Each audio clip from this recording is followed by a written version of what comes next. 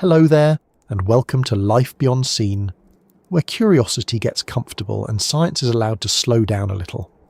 Tonight, we are heading somewhere very far from traffic, emails, doorbells, and all the ordinary bits of life that insist on being noticed. We're going down into the deepest known place in the ocean, to a stretch of the Pacific so deep that even the usual comparisons start to sound slightly ridiculous. People often say, very confidently, that the Mariana Trench is deeper than Mount Everest is tall, which is true, but it is also the sort of fact that slips past the brain without fully settling in. It sounds impressive for about 3 seconds, then your mind moves on to whether you left a mug in the sink. So tonight, we are not going to rush past it. We are going to sit with it properly and ask a very simple question. How deep is the Mariana Trench really? Because deep is one of those words that behaves well in normal life and then becomes completely unhelpful once the scale gets too large. A deep shelf, a deep breath, a deep puddle that soaks your socks for reasons that feel personal. All manageable, all understandable, but a place in the ocean that drops down for nearly 11 kilometres is no longer deep in the everyday sense. That is not a bigger swimming pool. That is not even a very dramatic lake. That's a vertical distance so extreme that the mind usually tries to protect itself by turning it into a tidy number and then filing it away before discomfort sets in. And perhaps that is why the deepest parts of the sea keep such a grip on the imagination. Space gets the posters and the documentaries and the heroic music. The deep ocean, meanwhile, sits quietly under thousands of meters of water, asking for very little attention and receiving far less than it deserves. Which is odd, really, because the deepest place on Earth is not on another planet. It is here, on this world, in our own ocean, hidden beneath the surface of water that from above can look calm enough to suggest an uneventful afternoon and a slightly overpriced boat tour. Before we go any farther, I would love to know where you're listening from tonight. Are you in bed already, half under the blanket and bargaining with yourself about whether you're still awake enough to hear the good part? Are you at a desk with a lamp on, pretending this is background audio while actually becoming much too interested in underwater geography? Are you listening from a city apartment, a quiet town, a night shift, a hotel room, or somewhere with rain outside the window? And while we're at it, what time is it where you are? There is something fitting about that, I think. A video about the deepest place in the sea, listened to by people in different countries, different seasons, different hours of the night, all arriving together at the same patch of thought. If this kind of slow expedition is your sort of thing, do consider liking the video and subscribing. It helps this little corner of calm find the people who need it, especially those who would like their science delivered without being shouted at by dramatic background drums. There is a place for excitement, of course. But there is also a place for sitting quietly with a remarkable idea and giving it enough room to become strange in the right way. So let us ease into it. The Mariana Trench lies in the western Pacific Ocean, near the Mariana Islands, and its deepest known point is called Challenger Deep. NOAA describes Challenger Deep as approximately 10,935 meters deep, or 35,876 feet at the southern end of the trench. That is roughly 6.8 miles straight down, which is a useful number only until your brain tries to picture 6.8 miles of water pressing above you and decides it would rather think about toast. That same depth is greater than the height of Mount Everest above sea level. Everest rises to about 8,854 meters, while Challenger Deep descends to around 10,935 meters, so if you were somehow able to place Everest inside the trench, the top would still sit well below the ocean's surface. It is one of those comparisons people repeat because it works, and to be fair, it does work. It also has the wonderful side effect of making the tallest mountain on Earth sound like it has shown up underdressed. Still, numbers and mountain comparisons only get us part of the way. The real problem is that human beings do not naturally think in vertical distances of that scale. We are good at roads, staircases, buildings, maybe a plane flight if we are feeling ambitious. We can understand what it means to go down into a basement or up to the 10th floor. We can imagine a mine shaft, a canyon, a cliff edge. But nearly 11 kilometres of downward space filled entirely with seawater is another matter. It does not belong to our normal set of experiences. We do not have instincts for it. We barely have language for it beyond saying, "That seems like a very bad place to forget something. Try this instead." Imagine standing at sea level on a quiet morning somewhere above the Pacific. The surface is moving gently. Light is bouncing off the water. It might even look pleasant enough to inspire confidence, which would be your first mistake. Beneath you are layers and layers of ocean, stacked one under another, each one colder, darker, and more pressurized than the last. A swimmer experiences the top, a diver gets a little farther, a submarine goes farther still, but the trench does not care. It keeps going, down past the easy blue, down past the zone where sunlight still matters, down through darkness, pressure, and cold, until the surface itself would feel less like a familiar boundary and more like some long-lost rumour from another world. This is one of the most interesting things about the Mariana Trench. It is not merely deep in the sense of being far away from sunlight. It is deep in a way that changes the rules of the environment as you descend. The water is not just more water. The conditions transform. Pressure builds relentlessly. Light disappears. Temperatures drop. The seafloor is shaped by plate tectonics, by one slab of Earth's crust being pushed beneath another over immense spans of time, slowly creating one of the most dramatic features on the planet. It is geology working on a scale so large and so patient that human schedules become a little embarrassing by comparison. We get annoyed when a web page takes 4 seconds to load. The planet, meanwhile, is over there folding crust into trenches and seems perfectly content to take millions of years about it. There is also a useful correction to make here. When people hear the deepest place on Earth, they sometimes imagine one clean, simple hole, as if the ocean floor had been punctured with a giant thumb. But Challenger Deep is better described as part of a steep-walled valley system at the bottom of the Mariana Trench, not a neat circular pit waiting politely to be measured. The seafloor is irregular. Measurements have changed over time as instruments improved. Earlier surveys produced different figures. More recent work refined the estimate. That is not a sign of confusion so much as a reminder that mapping the very deepest parts of the ocean is difficult, expensive, and technically demanding.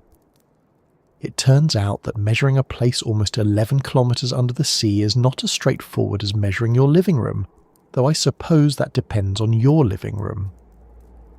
And that brings us to a point that often gets lost beneath the headline number. When we ask how deep the Mariana Trench really is, we're not only asking for a measurement, we're asking what that measurement means in physical terms. What does 10,935 metres feel like as an idea? How far is that in the body, in imagination, in plain human understanding? One way to think about it is time. Not time in the physics sense, not tonight, but travel time. If you could descend steadily at a modest rate, the distance would keep surprising you because it would not be over quickly. It would continue. The descent would become its own event, not just a route to a destination.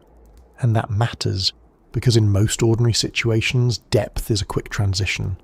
Into a pool, into a cellar, into a parking garage, into a moment of regret involving wet shoes. Here, depth becomes almost like a landscape turned vertical. The downward journey has scale, duration, stages, and consequences. Another way to picture it is to think about all the things that belong to the surface and how rapidly they would stop mattering. Sunlight for one, weather, waves, the sound of gulls, the ordinary feeling that the sky is somewhere above and within reach. Very soon on such a descent, all of that would become irrelevant. The upper ocean would give way to deeper water, brightness would fade, the colour blue would start losing its confidence. The world would simplify itself into darkness and pressure. That is one of the reasons the trench feels so difficult to picture. It is not just deep. It is cut off from the sensory cues that help us understand place. Even the phrase, bottom of the sea, can be misleading. It sounds flat, final and tidy, as if there is a clean floor you eventually arrive at, and perhaps a modest sign reading, you have reached the end. The reality is more severe and less accommodating. The bottom of the trench is part of a harsh geological environment. It is not there to welcome visitors. It is there because the Earth's crust moves, collides, bends, and sinks. The trench exists because the Pacific plate is being forced beneath the smaller Mariana plate. This process, known as subduction, is what creates the trench in the first place. What we call deep is really the visible result of large tectonic systems doing exactly what they have been doing for a very long time. That geological story makes the trench even more interesting, because it means this is not a random depression. It is part of an active boundary in the planet's crust. It belongs to the machinery of Earth. The deepest place in the ocean is connected to earthquakes, volcanoes, island arcs, seafloor deformation, and the long, restless motion of tectonic plates. In other words, the trench is not just a place where the ocean happens to be especially deep. It is one expression of how the planet is built and how it continues to change. And yet, for all that giant geology, the human relationship with the trench begins in a very small way. A sounding, a number, a line dropped into water, a vessel above and an unknown below. The deepest point, Challenger Deep, takes its name from HMS Challenger, whose crew first sounded the area in 1875. There is something wonderfully modest about that moment. Not modest in achievement, of course, but modest in method compared with modern technology. Before the maps, before high-resolution sonar, before submersibles and cameras and pressure-resistant engineering, there was simply the stubborn human urge to find out what was down there. I like that about science. Not the polished version with tidy animations and dramatic music, though those are nice too. I mean the older instinct underneath it. Someone sees a horizon, a cave, a mountain, a trench, and says, more or less, that cannot be the end of the story. Then begins the measuring, the checking, the arguing, the refining of instruments, the delight of getting a little closer to reality than the last person managed. The trench is a good example of that process. Its measured depth has shifted over time because our tools have improved. We did not become less certain because the trench changed its mind. We became more precise because science kept working on the problem. There is another reason this place gets under the skin a bit. Almost everyone has looked at the sea and felt some mixture of calm and caution. The ocean is familiar enough to seem approachable and vast enough to resist being fully domesticated. Beaches help. Holiday brochures help. The existence of cheerful inflatable rings helps a great deal. But the Mariana Trench quietly reminds us that the ocean is not one thing. The surface can be reflective, warm, breezy and bright, while far below there is an environment so extreme that it might as well belong to another category entirely. That contrast matters for the question we're asking. How deep is the Mariana Trench really? It is deeper than our everyday language can comfortably hold. It is deeper than the tallest mountain is high. It is deep enough that the pressure at the bottom becomes one of the defining facts of the place. It is deep enough that the route from surface to seafloor is not just a straight line but a passage through changing worlds. It is deep enough that even now, with satellites, sonar, robotic vehicles, crewed submersibles and computers full of data, the deepest ocean still carries a slight feeling of unfinished business. And perhaps that is the right mood to keep as we continue. Not melodrama, not fear, just respect for scale, respect for distance, respect for a part of the Earth that does not become less astonishing merely because it can be written as a number on a page. Because that number, 10,935 meters, is only the beginning of the answer. A measurement tells you where the bottom is thought to be. It does not tell you what it means to descend there. It does not tell you how the Pacific changes above it, how the seafloor bends into it, how pressure builds, how darkness settles in, or why this particular stretch of ocean floor ended up forming the deepest known point on the planet. To understand the depth properly, we have to move outward before we move down.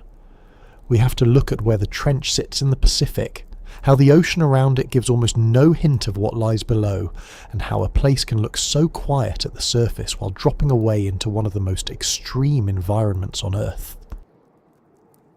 When people first hear the name Mariana Trench, they often picture a dramatic scar in the sea, something visible from above, as if the Pacific were kind enough to label its own extremes. It would be useful, really. A neat dark line on the water, perhaps a polite sign floating nearby, saying deepest known place on Earth, mind the drop. But the ocean does not do that sort of public service. From above, the Western Pacific can look broad, bright, and almost offensively calm, as though it has never hidden anything more troubling than a slightly disappointing fish.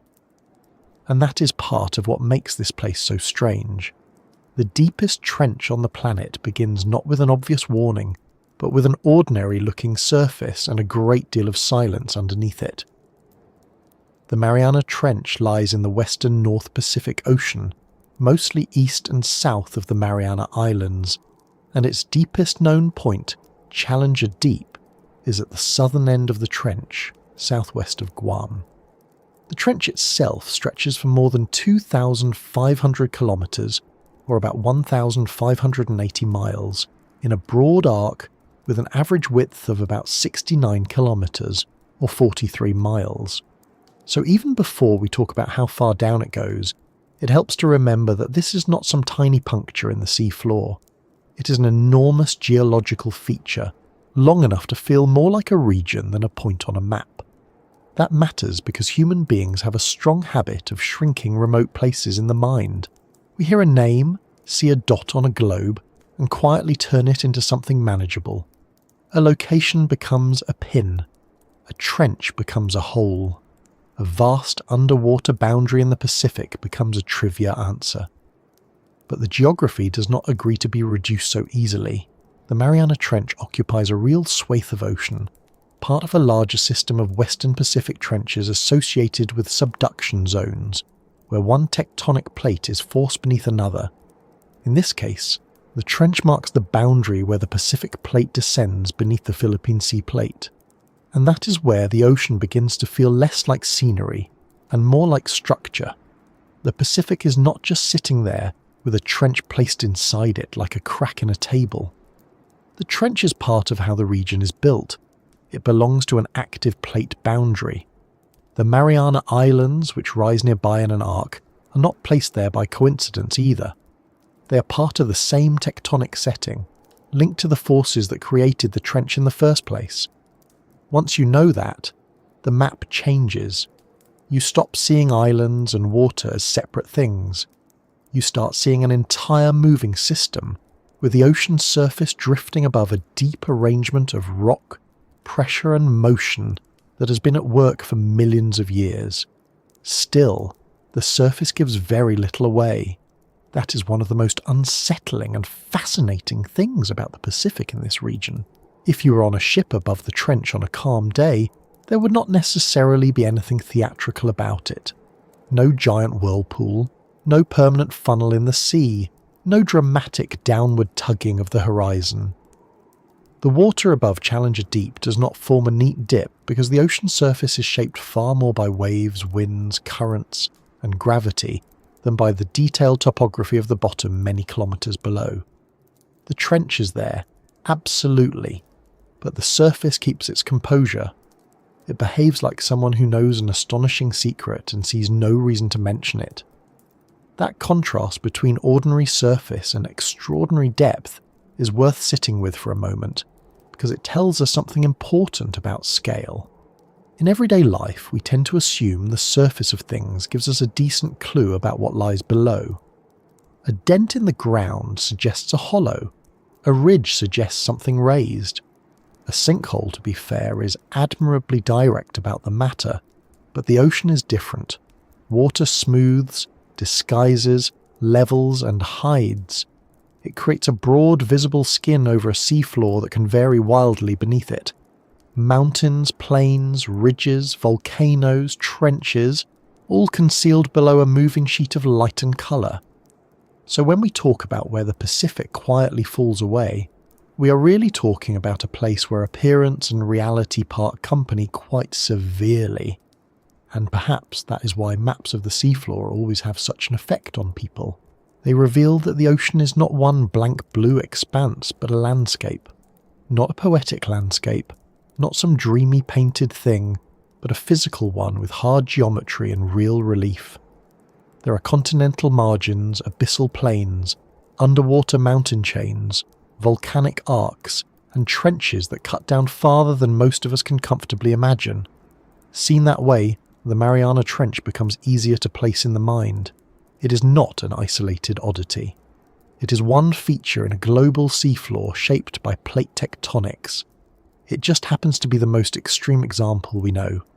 If you picture the Western Pacific from above, start with the Mariana Islands, which form a curved island chain in the region east of the Philippines and south of Japan, with Guam at the southern end of the Marianas. Then imagine east and south of those islands a deep arcing depression in the seafloor running roughly parallel to them. That is the trench. The islands and the trench are partners in the same tectonic arrangement. One marks uplift and volcanic activity associated with subduction. The other marks the place where one plate bends downward into the earth. The sea between and around them is not random blue space. It is the visible cover over a converging plate boundary. There is something almost unfair about how tidy that explanation sounds, compared with the actual physical reality. One plate goes under another is perfectly correct. But it also has the unfortunate simplicity of a sentence like, "The bread goes in the toaster." True, yes. But emitting a tremendous amount of heat, force, pressure, motion, mineral transformation, earthquakes, and geological consequence. In the Mariana region, the Pacific plate moves toward the trench and bends down beneath the Philippine Sea plate. That motion has shaped the trench, the forearc region, the volcanic arc, and patterns of seismicity extending to great depths. The Earth in this area is not still. It is active, layered, and mechanically busy in a way the sea surface does not advertise. Now, when people try to imagine the location of the trench, they sometimes make one of two mistakes. The first is to put it vaguely in the middle of the Pacific, which is understandable but inaccurate. The second is to imagine it hugging a coastline in a way that feels easy to recognize on a school map. It is neither. The Mariana Trench is out in the Western Pacific, associated with oceanic islands and deep seafloor structures, rather than sitting beside a large continental landmass. That oceanic setting is part of its character. It belongs to a section of the world where the boundaries are drawn less by continents and more by plates, arcs, and submarine features. And the Pacific itself contributes something important here, because its scale changes how we think. On many maps, oceans look like the spaces between the real things. Continents get the headlines, the borders, the capitals, the names children memorize in school.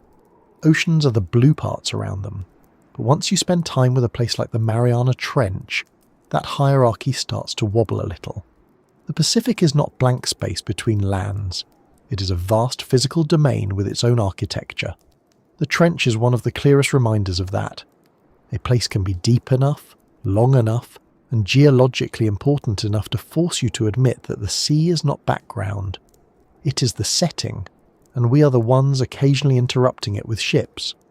It is also useful to remember how remote this all feels from everyday human life, even though it sits firmly on our own planet.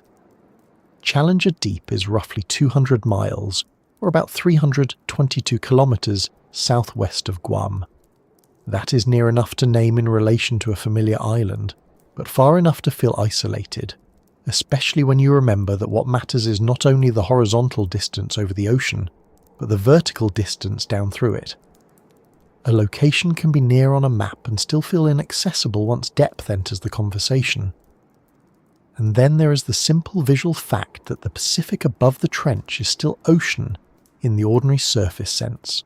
Sunlight falls on it, weather passes over it, the sky reflects in it, A person standing on a vessel would still deal with wind, glare, equipment, sea state, and the minor but persistent realization that dropping anything overboard would be a particularly final decision.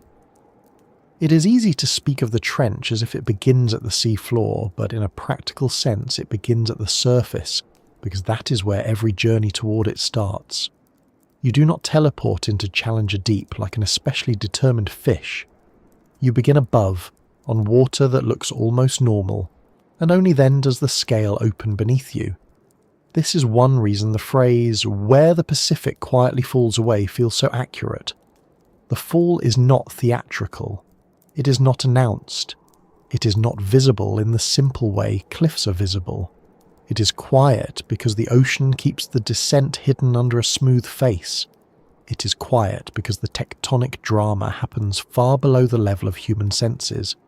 It is quiet because many of the most important processes in the region occur on timescales too large and depths too great for casual observation. The trench is not trying to impress anyone. It simply exists, and the burden of being impressed falls entirely on us. I think that is part of the reason the Mariana Trench can feel more mysterious than a mountain, even though a mountain is easier to see and easier to admire. Mountains show themselves. They rise above the horizon and insist on interpretation. A trench does the opposite. It removes itself from sight. It asks to be inferred, measured, mapped, and imagined. Its size must be reconstructed in the mind from charts, sonar data, tectonic models and comparisons. And because so much of it is hidden, the imagination often overshoots or undershoots. Either it becomes a fantasy abyss from a film, or it shrinks into just another statistic. The truth is more interesting. It is a real geological feature in a specific place, shaped by specific processes, vast in length, extreme in depth, and concealed beneath a sea surface that does not look remotely dramatic enough for what it is covering. There is also a calmness to the Western Pacific that can mislead the mind in another way. Large open ocean areas often feel conceptually empty because they are hard to fill with landmarks. Land gives us roads, peaks, rivers, cities, borders, and all the little labels that help human beings feel oriented. The open Pacific offers less of that. The result is that a place like the Mariana Trench can sound less real than it is, simply because most people have never seen that part of the ocean, never crossed it, and never had reason to picture its underwater shape. Yet in geological terms, it is one of the most real places imaginable. Rock bends there, plates descend there, earthquakes trace the path of subduction there. The trench is not vague. Only our familiarity with it is vague. That unfamiliarity is precisely why location matters so much in this story. Before we can understand the depth, the pressure, the darkness, or the life that exists down there, we need a mental map sturdy enough to hold them. We need to know that the trench is in the Western Pacific. We need to place it beside the Mariana Island arc. We need to understand that the ocean floor there is being pulled into a subduction system. We need to recognize that the deepest place on Earth is not floating somewhere in mythic nowhere, but anchored to a particular region with a particular geology. Once you have that, the trench stops being a rumour and becomes a place. And as that place sharpens, another thought usually appears, which is this: if the Pacific can hide something this large so quietly, what else do we fail to appreciate simply because it does not rise up in front of us? The deep ocean is very good at making the human sense of importance look a little overconfident.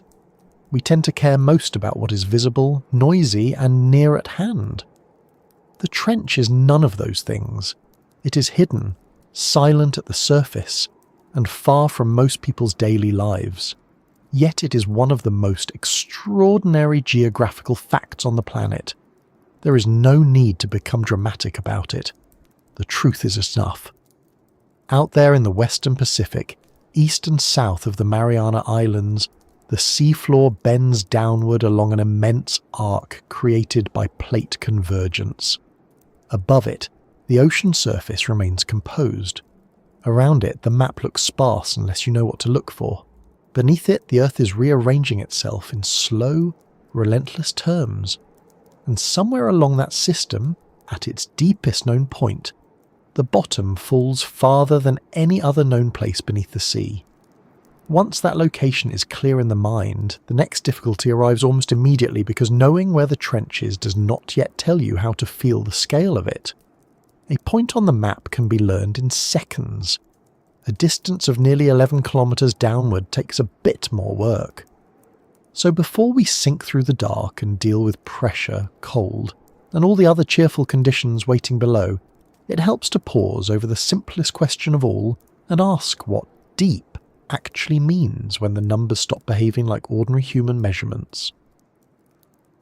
Once the place itself is clear in the mind, the next thing that naturally follows is the human urge to know who first found it, and how on earth anyone managed to discover a place that cannot be seen, cannot be reached by ordinary means, and does not announce itself at the surface in any obvious way.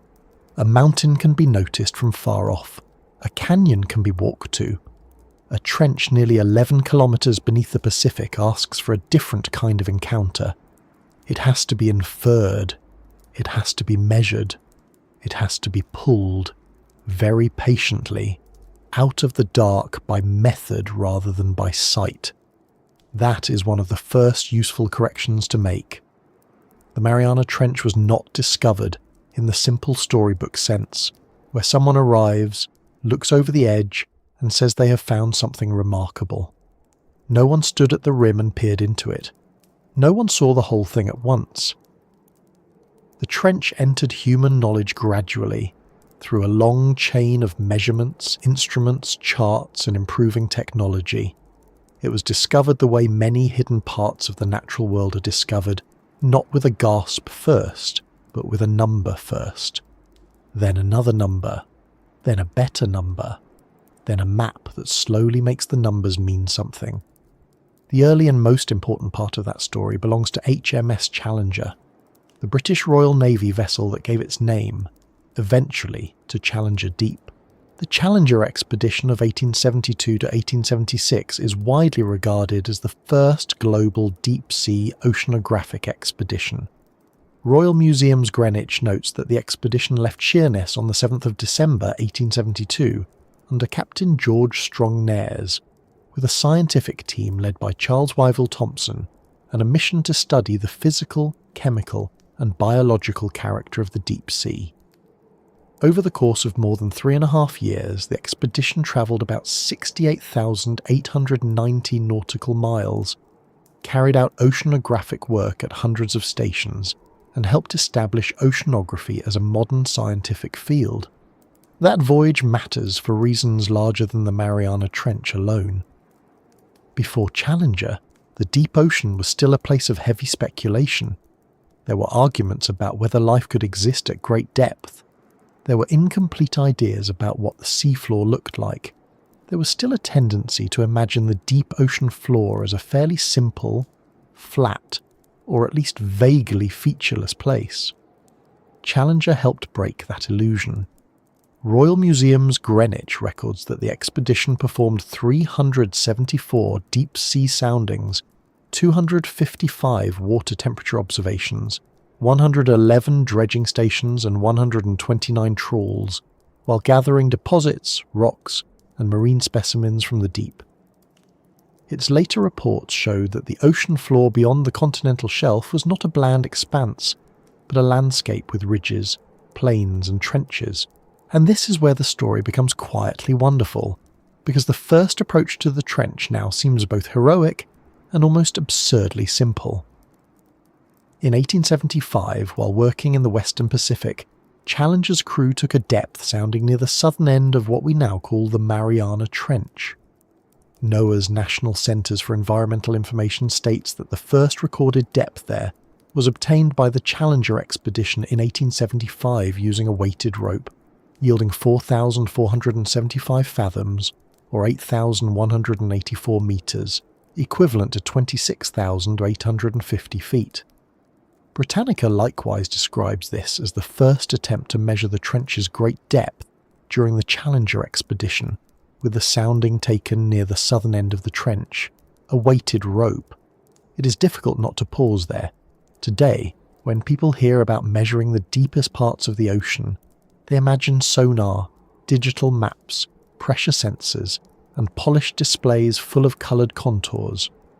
In 1875, the process was much more physical, much more stubborn, and probably much less forgiving to anyone who preferred their science tidy and indoors. A sounding line had to be lowered into the sea, with weight attached, and allowed to descend through an immense column of water until it reached the bottom. Then the line had to be read, corrected as best possible, and trusted only as far as the method allowed. No glowing screens, no immediate bathymetric model spinning politely in 3 dimensions, just ship, rope, weight, depth, and a great deal of patience. There is a very human quality to that method. One feels the effort in it. The ocean was not yet yielding a map. It had to be persuaded line by line to give up a little information. Each sounding was less like taking a quick measurement and more like dropping a question into the sea and waiting a long time for an answer. And when the answer came back as 4,475 fathoms, it was already astonishing. Not the full depth we accept today, but astonishing enough to show that this was no ordinary patch of sea floor. The Pacific had revealed a very deep part of itself, and the scale of the abyss had entered human records. What makes that moment more interesting is that it was both a discovery and an incomplete discovery at the same time. Challenger had not mapped the whole trench. It had not found the exact deepest point known today. It had not drawn the detailed shape of the seafloor, but it had found evidence of extraordinary depth in the region, and that matters enormously. Scientific discovery often arrives this way. First as a clue strong enough to rearrange understanding later as a fuller picture. The 1875 sounding did not finish the job, it started it properly. There is something rather comforting in that. The history of science is often told as if everything important happened in one decisive moment, but reality is rarely so neat. A trench is not discovered in a single breath. It is approached through stages. The first sounding says there is something here. Later surveys say it is deeper than first thought. Better instruments say the bottom is shaped more intricately than assumed. New charts reveal basins and slopes and separate depressions. Knowledge accumulates. The mystery becomes less vague, but not less impressive. Challenger itself was a remarkable vessel for the task. Royal Museums. Greenwich notes that it was specially converted for scientific work and carried both a full naval crew and a civilian scientific team. During the voyage, it gathered an enormous collection of deep-sea animals and seafloor material, and the resulting reports were eventually published in a 50-volume scientific series between 1880 and 1895. Those reports became foundational for marine biology, geology, chemistry, and physics, and helped define oceanography as its own discipline. In other words, the ship did not simply stumble across a deep sounding and happen to become famous. It was part of a broader effort to understand the ocean as a system. That larger context is important because it changes the tone of the discovery. The trench was not found by treasure hunters or accident-prone adventurers with excellent moustaches and questionable planning, though one could make a film version that tries. It was found in the course of a systematic scientific expedition whose entire purpose was to learn how the deep ocean actually worked. That makes the sounding feel less like a lucky event and more like a sign of what careful observation can uncover when people commit themselves to looking where very few have looked before. Even so, early deep ocean measurements came with obvious limitations. A weighted rope gives you depth at a point, not a full landscape. It tells you that the bottom is very far down, but not exactly how the surrounding terrain is arranged. It can be affected by currents, drift, line angle, and the practical misery of managing long lengths of rope in deep water. Measuring the deep sea this way was a serious undertaking, and the deeper the water, the harder it became to remain certain that every part of the measurement behaved exactly as hoped. So when Challenger obtained its extraordinary sounding in 1875, it did not instantly produce the modern concept of Challenger Deep. It produced a landmark indication of extreme depth in the Marianas region. That was enough to change the conversation. Later work would deepen that conversation in the most literal sense. Britannica notes that the 1875 sounding was eventually surpassed, with later expeditions finding greater depths in and around the region. A major step came in the mid-20th century, when improved electronic methods replaced the old rope and weight approach for many deep water measurements. NOAA's ocean exploration timeline states that the trench was first sounded by HMS Challenger in 1875 and again by HMS Challenger 2 in 1951. NOAA's NCEI also notes that the Mariana Trench was surveyed in 1951 by the British vessel Challenger 2, which is the namesake for Challenger Deep. This later survey is an important part of the first discovered story, because it reveals how names often settle onto places only after measurement becomes more precise. The older expedition had identified remarkable depth in the area. The later expedition returned with better technology and refined the picture. By 1951, echo sounding had become central to deep-sea survey work, allowing ships to estimate depth by timing the return of sound pulses from the seafloor. That was a major leap from weighted rope. It did not remove every difficulty, but it transformed the scale and speed of what could be learned about the ocean bottom. NOAA's history pages describe the post-war period as one in which electronic echo sounding became common for defining the ocean floor, and they specifically link the 1951 Challenger 2 survey to the trench's sounding history. And there is a lovely sense of continuity in that. A ship called Challenger first reveals an extreme depth in the region in 1875. Another Challenger returns decades later with better tools and helps seal the identity of the deepest basin. It feels almost too tidy, as if history briefly decided to cooperate with the naming department. But it is real. The name Challenger Deep commemorates that chain of work, not only the first hint of the abyss, but the later refinement that established the site more clearly in scientific understanding. NOAA's NCEI says outright that Challenger 2 is the namesake for Challenger Deep, while Britannica notes that the site is named for HMS Challenger, the expedition vessel that first charted the region's depth in 1875. Put together, they show the naming as a layered inheritance from both voyages. There is also something worth noticing in the way the trench entered public imagination. For a long time, the deep ocean was not widely pictured as a place of vivid terrain. People knew the sea was deep, of course, but deep remained general, not local. What the Challenger work and later expeditions did was turn vague deepness into geography. Suddenly it was not just that the ocean had very deep parts. One of those parts had a region, a trench, a location, and eventually a specific deepest known basin. Discovery made the abyss more exact. Yet the discovery remained curiously indirect, and perhaps that is the most fitting part of all. The first humans to physically descend to the bottom of the Mariana Trench did not do so until January 23, 1960, when Jacques Piccard and Don Walsh reached Challenger Deep in the Berchtesgaden, Trieste. Britannica and NOAA's timeline both record that dive as the first descent to the bottom of the trench, decades after the trench had first been sounded, so the place was known scientifically long before it was ever visited in person. That order feels very appropriate for the deep ocean. Measurement came first, human presence came later. The number arrived before the witness. There is a useful lesson in that sequence. Discovery does not always begin with direct encounter. Sometimes it begins with good instruments, careful records, and the willingness to trust evidence from places human bodies cannot yet go. The Mariana Trench was first discovered in that older scientific sense. Its existence as an extraordinary depth was recognised by sounding. Its shape was gradually clarified by later surveys. Its deepest known point was refined through better and better measurements. Its floor was only much later reached by people, so when someone asks how the Mariana Trench was first discovered, the calmest and truest answer is that it was discovered by persistence. By 19th century oceanographers sailing enormous distances to make deep-sea observations on a global scale.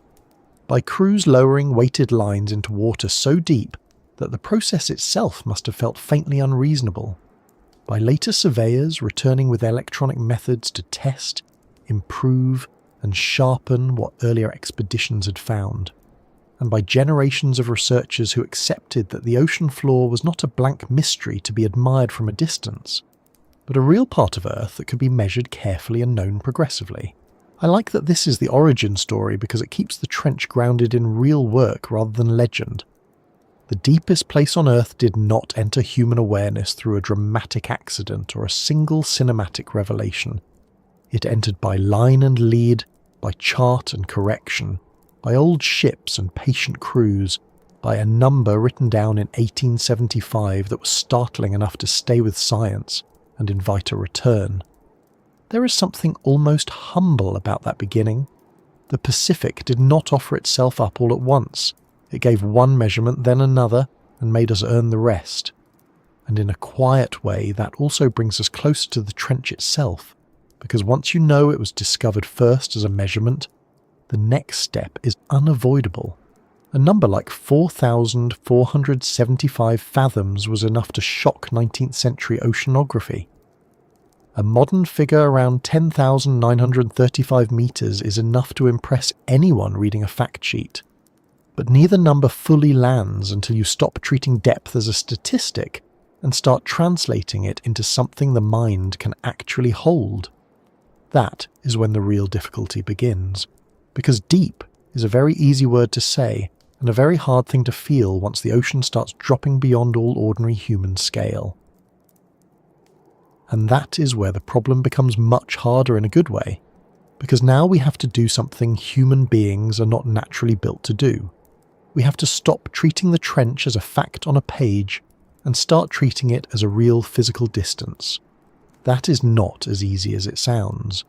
A number such as 10,935 metres looks clean and manageable when it sits inside a sentence. It behaves itself. It has commas, it can be converted into feet, and it gives the comforting impression that the matter has been settled. Challenger Deep at the southern end of the Mariana Trench is approximately 10,935 metres deep, or 35,876 feet, which is also about 6.8 miles below sea level. NOAA also notes that the average depth of the ocean is about 3,682 metres, so the deepest known point is roughly 3 times deeper than the average ocean depth. Those are useful facts, but they do not automatically produce understanding. They only give us the ingredients. The mind still has to cook with them, and the mind, frankly, is not always excellent at scale. This happens all the time with very large distances. We hear them, nod politely and move on, because the brain has a small private rule that says anything too large to picture may as well be turned into a label. It is an efficient trick. It saves time. It also robs reality of a great deal of force. Deep is one of the best examples of that problem, because in ordinary life, deep means something we can still master. A deep bathtub for a child, a deep shelf, a deep sink full of plates you swear you will wash in a minute. Even a deep swimming pool is still within a range the body can imagine. You could point at it. You could stand beside it. You could, if badly advised, jump into it. But nearly 11 kilometres of ocean is not deep in that everyday way. It is deep enough that the word itself starts failing before the water does. The easiest comparison, and the one most people hear first, is Mount Everest. Everest's officially accepted elevation since the 2020 Nepal China measurement is 8,848.86 metres above sea level. Challenger Deep is around 10,935 metres below sea level, so if you could place Everest inside the trench, there would still be more than 2 kilometres of water above the summit, roughly 2,086 metres, or about 6,844 feet. That comparison is used so often because it is genuinely helpful. It gives the mind one object it already respects, and then shows that the trench exceeds it. Everest is not small. The trench is simply larger in the downward direction. But even that only gets us part way there, because Everest is itself difficult for most people to feel physically. We know it is tall because culture has kindly repeated that information, until even school children have it filed away somewhere between largest ocean and do not trust a cat near a houseplant. Yet very few people have seen Everest in person, and even fewer have any bodily sense of what 8,848.86 metres of vertical relief really means. So comparing the trench to Everest is helpful, yes, but it is also a comparison between two extremes, which risks leaving the mind in the same, slightly dazed state it began in. We may end up thinking, right, one huge thing is larger than another huge thing, very impressive, and then immediately wondering where we left our keys. A better approach is to slow the number down. Start with 1 kilometre. Most people can manage a kilometre. It is a walk. It is a stretch of road. It is enough distance to feel real in the legs. Now stack 10 of those vertically, not out on a map where distance spreads gently away but straight down. 10 kilometres is already beyond ordinary human architecture, beyond ordinary city life, beyond almost every structure we encounter. Add another 935 metres to that, and you're at Challenger Deep. When viewed this way, the trench is not a single large drop, but an absurd number of ordinary distances piled into one vertical line. The vertical part matters more than it first appears. Human beings are much more comfortable with horizontal scale than vertical scale. Give us 10 kilometres across land, and we can imagine roads, neighbourhoods, fields, maybe a train line, maybe a long walk we would prefer someone else to do. Give us 10 kilometres straight down, and the whole thing becomes much stranger. Vertical distance feels harsher. It implies layers, pressure, separation, and no easy exit. A 10-kilometre road is tiring. A 10-kilometre descent into the sea is a different category of existence. This is one reason the Mariana Trench unsettles the imagination more than many larger horizontal distances. We are built for surfaces. Even when we fly, we remain very aware that the Earth is below, and that the atmosphere continues around us in a familiar way. A deep trench removes those comforts. Down there, surface life becomes remote almost immediately. Light fades, heat fades. The ordinary connection to air, weather, and horizon disappears. So the measurement is not just long, it is isolating. Deep means not merely far from the top, but far from everything the body normally uses to feel at home. It also helps to notice that the ocean does not offer the whole distance all at once. If you stood at the rim of a canyon, you could at least see some of the drop. Your eyes would have something to work with. The trench gives you almost nothing at the surface. The distance is hidden inside the water column. That makes the mind work harder because it cannot glance and estimate. It has to build the scene from information. And once you do that carefully, the scale becomes more disturbing in a quiet, serious way. Imagine descending at a steady pace. Not falling, which would be an unfortunate choice for several reasons, but descending in a controlled way. After a few hundred metres, you're already deeper than most recreational divers will ever go by many times over. After 1,000 metres, you are in water that belongs to a very different world from the sunlit surface. 2,000 metres, 3,000, 4,000. Each additional kilometre is not a small extra. It is another complete unit of distance, another long section of ocean still above you, another stage in a descent that refuses to end when instinct says it should. By the time you reach the average depth of the world ocean, about 3,682 metres, you would still have more than 7,000 metres left to go before reaching Challenger Deep.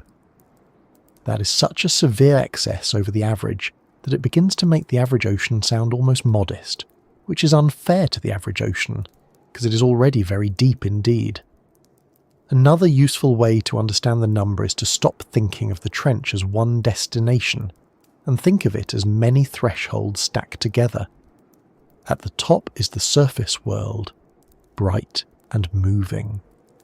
Then comes the long descent through water, where sunlight still weakens and then disappears. Then greater dark, colder conditions, and a steady increase in pressure.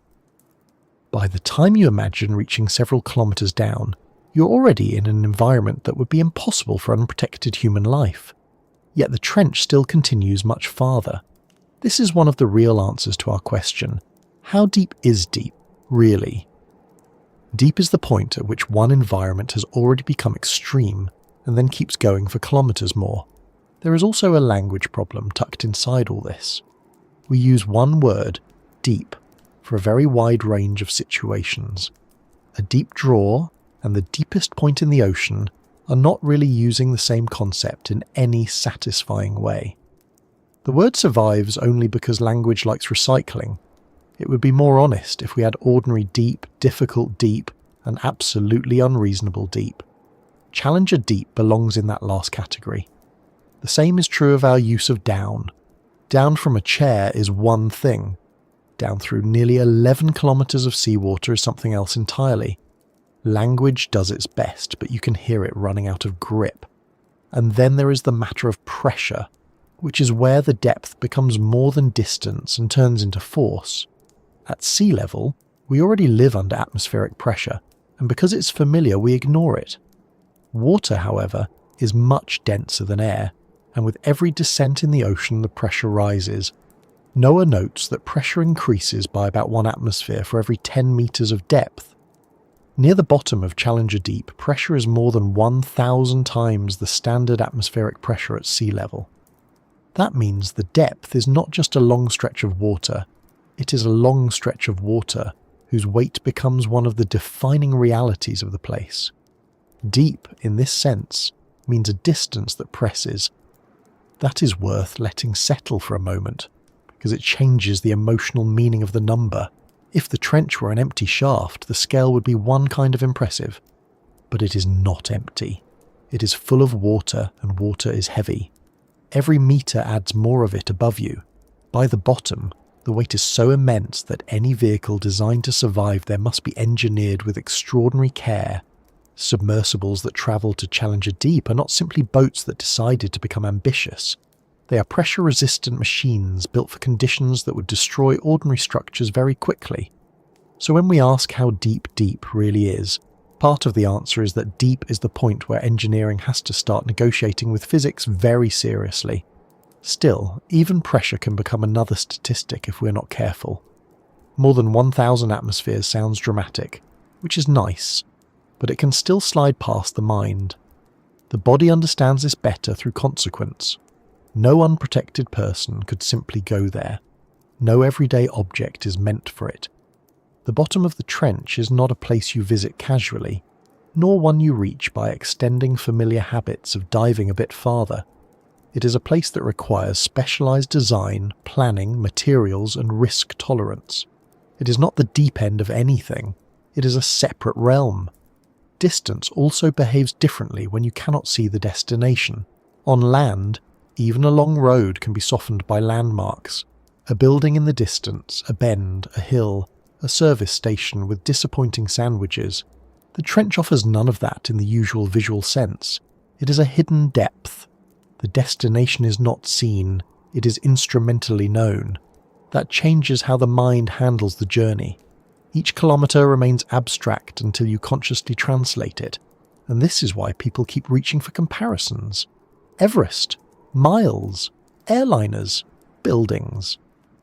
They are all attempts to borrow some familiarity and attach it to a number that otherwise remains too strange.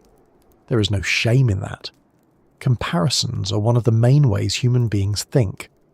The trick is to avoid letting any single comparison take over too completely. Everest helps, but Everest is not water. A 6.8-mile road helps, but roads are horizontal and breathable. A stack of tall buildings helps, but buildings stop, and no one has designed one with several kilometres of seawater on the roof.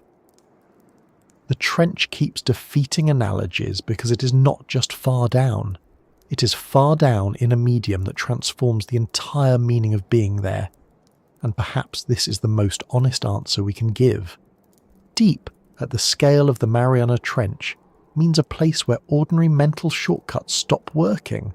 The number is around 10,935 metres. That is the measurement.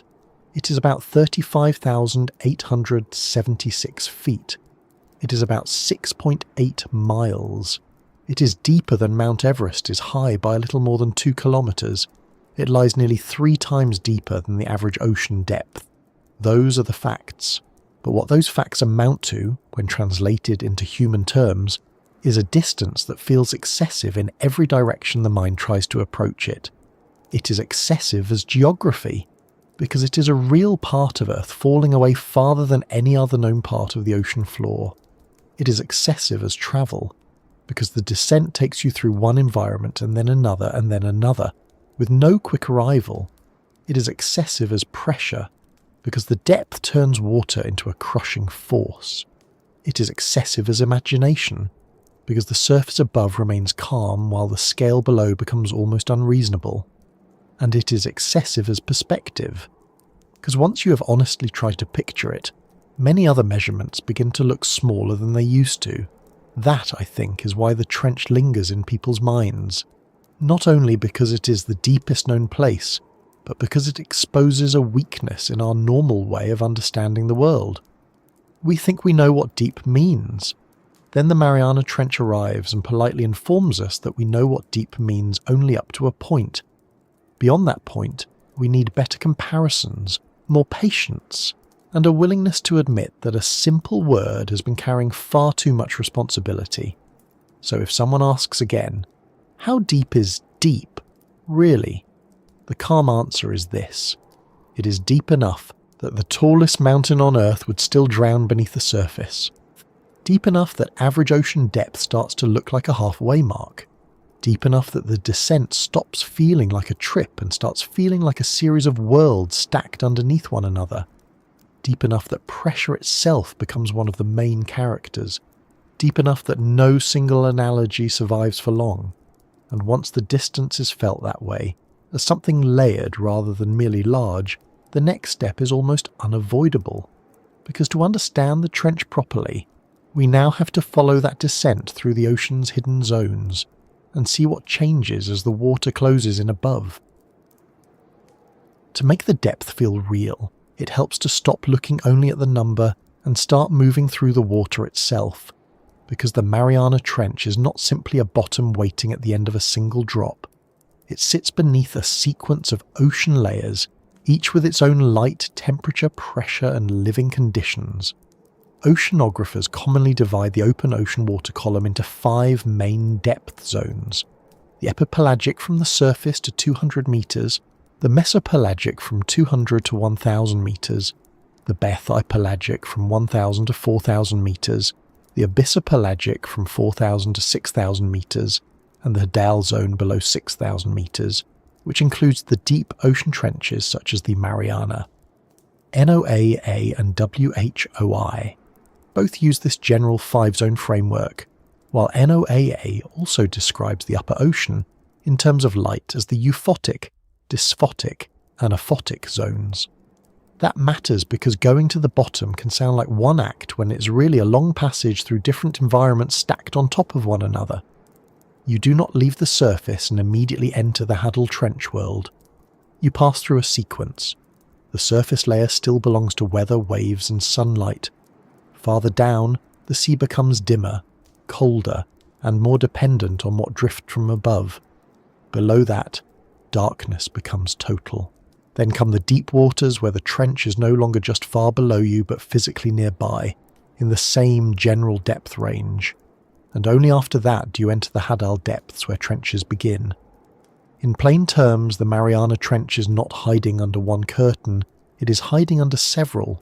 Start at the surface, because every descent begins there, and the surface is almost annoyingly normal. The top ocean layer, the epipelagic or sunlight zone, extends from 0 to about 200 metres. This is the layer that receives enough sunlight for photosynthesis, and it is where most of the ocean's visible daily life takes place. NOAA's jet stream page places the epipelagic zone in that 0 to 200 metre range, and NOAA's light page describes the upper ocean as the euphotic zone where enough light is available for photosynthesis. This is the layer of waves, glare, ships, floating debris that should never have been dropped in the first place, schools of fish, and the general impression people have when they think they know the ocean. If you were descending through this upper layer, nothing about the first stretch would prepare you emotionally for Challenger Deep. The water is still part of the sunlit world. Light is abundant enough for plant-like plankton to do the work that supports much of marine food webs. Colours still make sense. The ocean surface still feels conceptually near. Even at the lower end of this zone, you are nowhere close to the trench in the way most people mean when they say close. 200 metres sounds substantial in a swimming context, and it is, but compared with the total descent of around 10,935 metres, it is only the very beginning. You would have completed less than 2% of the downward journey. That percentage is useful because it keeps the scale honest. A person might imagine that once the sunlight zone ends, one has entered the deep ocean in the full dramatic sense. Not really. One has entered a deeper ocean, certainly, and an increasingly unfamiliar one, but the trench still lies far below. It is a bit like leaving the lobby of a very tall building and discovering that the rest of the building contains far more floors than your optimism had budgeted for. The difference, of course, is that tall buildings usually provide signs and a functioning lift. The Pacific gives you darkness and pressure, which is less convenient.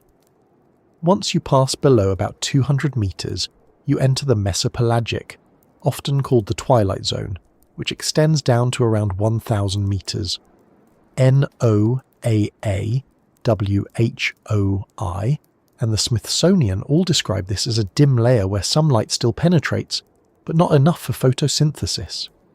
NOAA's light page calls this the dysphotic zone, where light is faint and rapidly diminishing. This is a transition region, not bright enough to behave like the upper ocean, but not yet in complete darkness either. The sun still has a faint administrative role here, but it no longer runs the place in person.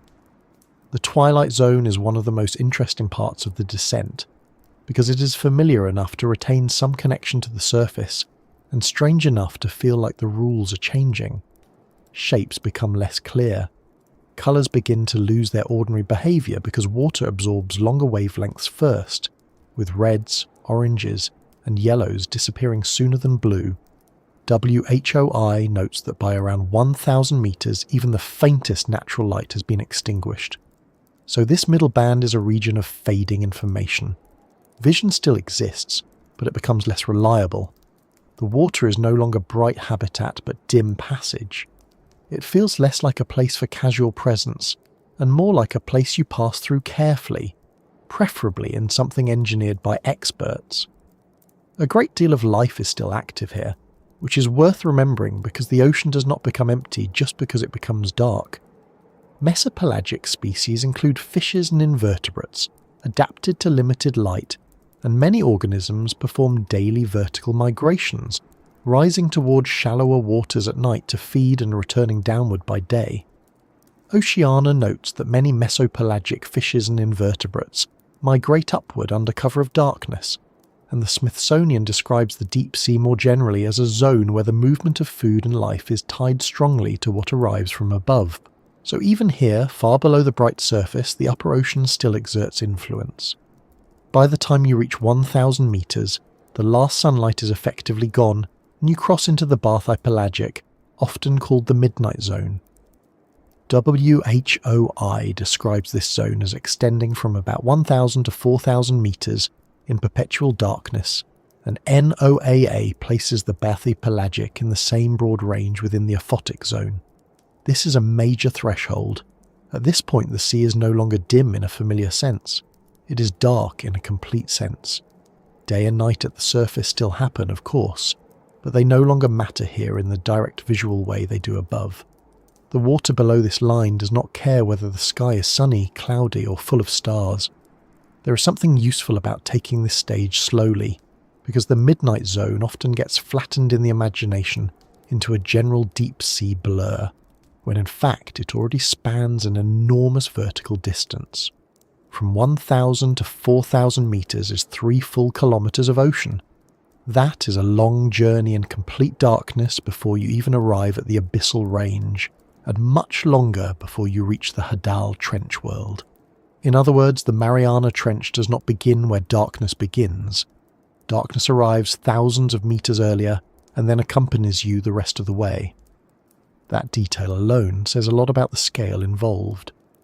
The midnight zone is also where the word surface starts to lose emotional meaning. At 1,000 meters down, the surface is not simply above you.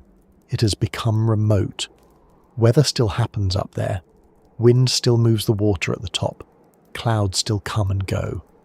But those are now distant surface events, not immediate conditions. The connection between your location and ordinary human experience has been weakened substantially. That is part of what makes deep ocean descent difficult to picture. We're accustomed to environments where the outside world remains nearby. In the bathypelagic, outside has become a very long way away.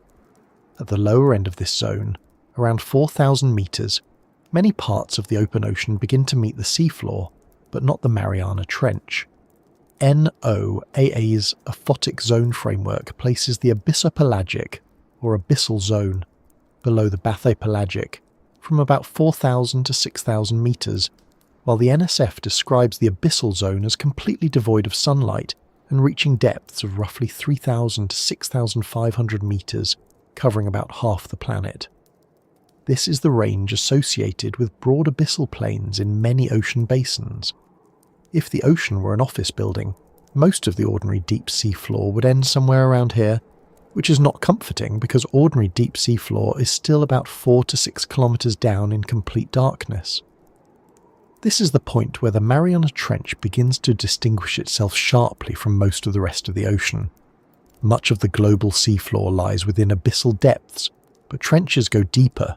Britannica's Hadal zone entry places the Hadal environment deeper than 6,000 meters and associates it specifically with deep-sea trenches. NOAA likewise defines the hadopelagic or Hadal zone as 6,000 meters and deeper. So if you descend through the abyssopelagic and reach 6,000 meters, you've arrived not merely in very deep ocean, but at the threshold of trench depth proper. Only then do you enter the Hadal world. That threshold is important because it reveals how much of the descent happens before the trench even officially begins in zonal terms. By 6,000 meters, you have already travelled through the sunlight zone, the twilight zone, the midnight zone, and the abyssal range. You have already left photosynthesis behind, left natural light behind, and left the depth of the average seafloor behind in many parts of the ocean. And still, in the Mariana Trench, there can be nearly another 5 kilometers left to go. This is why the trench resists ordinary understanding. It does not merely occupy the deep ocean, it extends far beyond what counts as deep in most of the planet's seafloor. The Hadal zone itself is a special case, both geologically and biologically. It is named after Hades, not because scientists were feeling especially cheerful that day, but because the trenches are the deepest and most isolated parts of the ocean. Britannica notes that the Hadal zone consists of the deep-sea trenches and that it is deeper than 6,000 meters. WHOI likewise identifies the Hadal zone as the trench realm in the ocean's 5-zone structure. These are not broad plains. They are long, narrow, steep-sided depressions created by tectonic subduction. In the case of the Mariana, this Hadal environment extends down toward Challenger Deep, the deepest known point on Earth. By now, the passage through layers starts to feel less like moving through a single ocean and more like crossing stacked environments that happen to be made of the same substance. Water is the common material, but the conditions change so much with depth that each range behaves like its own world. The upper ocean is lit and productive. The twilight zone is dim and transitional. The midnight zone is fully dark and vast. The abyssal range is deep enough to contain much of the global seafloor. The Hadal zone pushes past even that into trenches. The water has not changed into something else, but the experience of the water has changed completely. It is also worth noticing that the descent is not just a change in light. Temperature shifts along the way as well. National Geographic Education notes that deep bottom waters in the abyssopelagic zone are cold, around 2 degrees Celsius, and open ocean deep waters are generally cold throughout the deeper layers. Britannica and other trench references also note bottom temperatures in the Mariana region near freezing, commonly around 1 to 4 degrees Celsius. So as you move downward, you're not just losing light, you're entering colder, more stable water masses, where the surface warmth of the upper ocean is no longer part of daily life. That combination of darkness and cold changes how the descent feels in the imagination. If the ocean stayed bright and warm all the way down, it would still be vast, but it would not feel nearly as severe. Instead, the deeper layers remove one comfort after another. First, full sunlight goes, then useful dim light goes, then warmth gives way to persistent cold. Then the familiar relationship to the surface disappears. It is a very efficient way of teaching respect. The sea does not rush this lesson. It simply repeats it every few hundred meters. Food changes too, which is another reason these layers matter. The Smithsonian explains that much of the deep sea depends on organic material sinking from the surface, often described as marine snow, along with occasional larger falls such as dead organisms descending from above. In the sunlit upper zone, energy enters directly through photosynthesis. Far below, life often depends on what drifts down or on special chemical processes in particular habitats. So as you pass through the layers, you're not only changing depth, you're moving along an energy gradient farther from the primary source of light-driven production that powers the upper ocean. This has a practical effect on the feeling of remoteness. A trench is not just far from the surface in distance, it is also far from the surface in ecological dependence, even if that dependence never vanishes entirely. Material from above can still matter greatly, but it arrives altered, delayed, and sparse compared with life in the bright upper ocean. The deeper you go, the more the world above starts to feel not just distant but indirect. It influences you, yes, but through long chains and slow transfers rather than immediate contact. And that may be the clearest way to picture the descent through the ocean's hidden layers. You're not moving through identical water toward a dramatic bottom. You're moving from one set of physical rules toward another, then another, then another. The upper ocean is familiar enough to invite confidence. The twilight zone begins taking that confidence apart. The midnight zone removes light altogether. The abyssal range takes you into the depths where much of the seafloor lives. The Hadal zone goes deeper still, into trenches where the earth itself has folded the ocean floor downward beyond the ordinary range of the deep sea. By the time you finally picture Challenger Deep sitting at the bottom of all that, the depth starts to make more sense. Not because it has become smaller, but because it has become layered. The number 10,935 meters is no longer one blunt fact. It is 200 meters of sunlight, then 800 meters of fading light, then 3,000 meters of total darkness, then 2,000 meters of abyssal depth, then nearly 5,000 more meters in the Hadal Trench world. Put that way, the descent stops sounding like an exaggerated measurement and starts sounding like a long, physical sequence that takes you farther from the ordinary world in stages. And once the layers are clear, another part of the story comes into focus almost by itself, because every one of those zones also means more water above, and more water above means more weight. Light can fade gradually, and cold can settle in quietly, but pressure is less interested in atmosphere. It builds with every meter, whether you're ready for it or not, and by the time the Hadal zone begins, the ocean is no longer just deep and dark. It is pressing down with a force that turns the trench from a hard place to imagine into a hard place for any machine to survive. Once you have followed the descent through the ocean's layers, the next fact arrives with a kind of steady inevitability. Every meter downward means more water above you, and more water above you means more pressure. That is the simplest possible version of the story, and it is already enough to make the Mariana Trench feel less like a distant geography lesson, and more like a place with hard physical terms. Water is heavy. We know that in small domestic ways. A full bucket is heavier than expected. A soaked towel becomes unreasonable. A bag of melting ice turns into something you regret carrying across a parking lot. Those are tiny, ordinary reminders. The trench takes that same basic fact and extends it over nearly 11 kilometers of seawater until the result becomes one of the most extreme pressure environments on the planet. NOAA explains it plainly. Pressure in the ocean increases by about 1 atmosphere for every 10 meters of depth, and at the bottom of Challenger Deep the pressure is more than 1,000 times the standard atmospheric pressure at sea level. This is where deep stops being only about distance. A long road is just long. A deep trench is long and loaded. The water above is not passive background. It is force. It presses on everything below and keeps pressing more with every step downward. That means the Mariana Trench is not simply far from the surface. It is buried under a vertical mass of ocean so great that the weight itself becomes one of the defining facts of the place. If the trench were empty, the drop would still be astonishing. Because it is filled with seawater, the drop becomes something else entirely. It becomes a column of pressure increasing relentlessly from the first few meters to the deepest known point.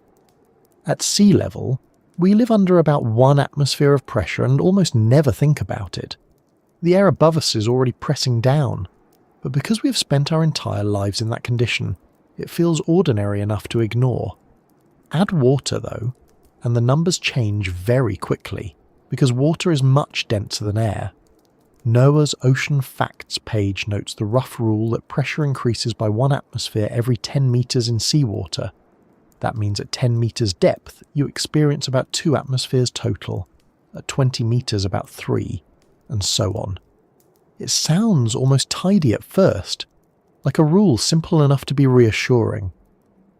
Then you remember that Challenger Deep is around 10,935 meters down, and the neatness of the rule becomes slightly alarming.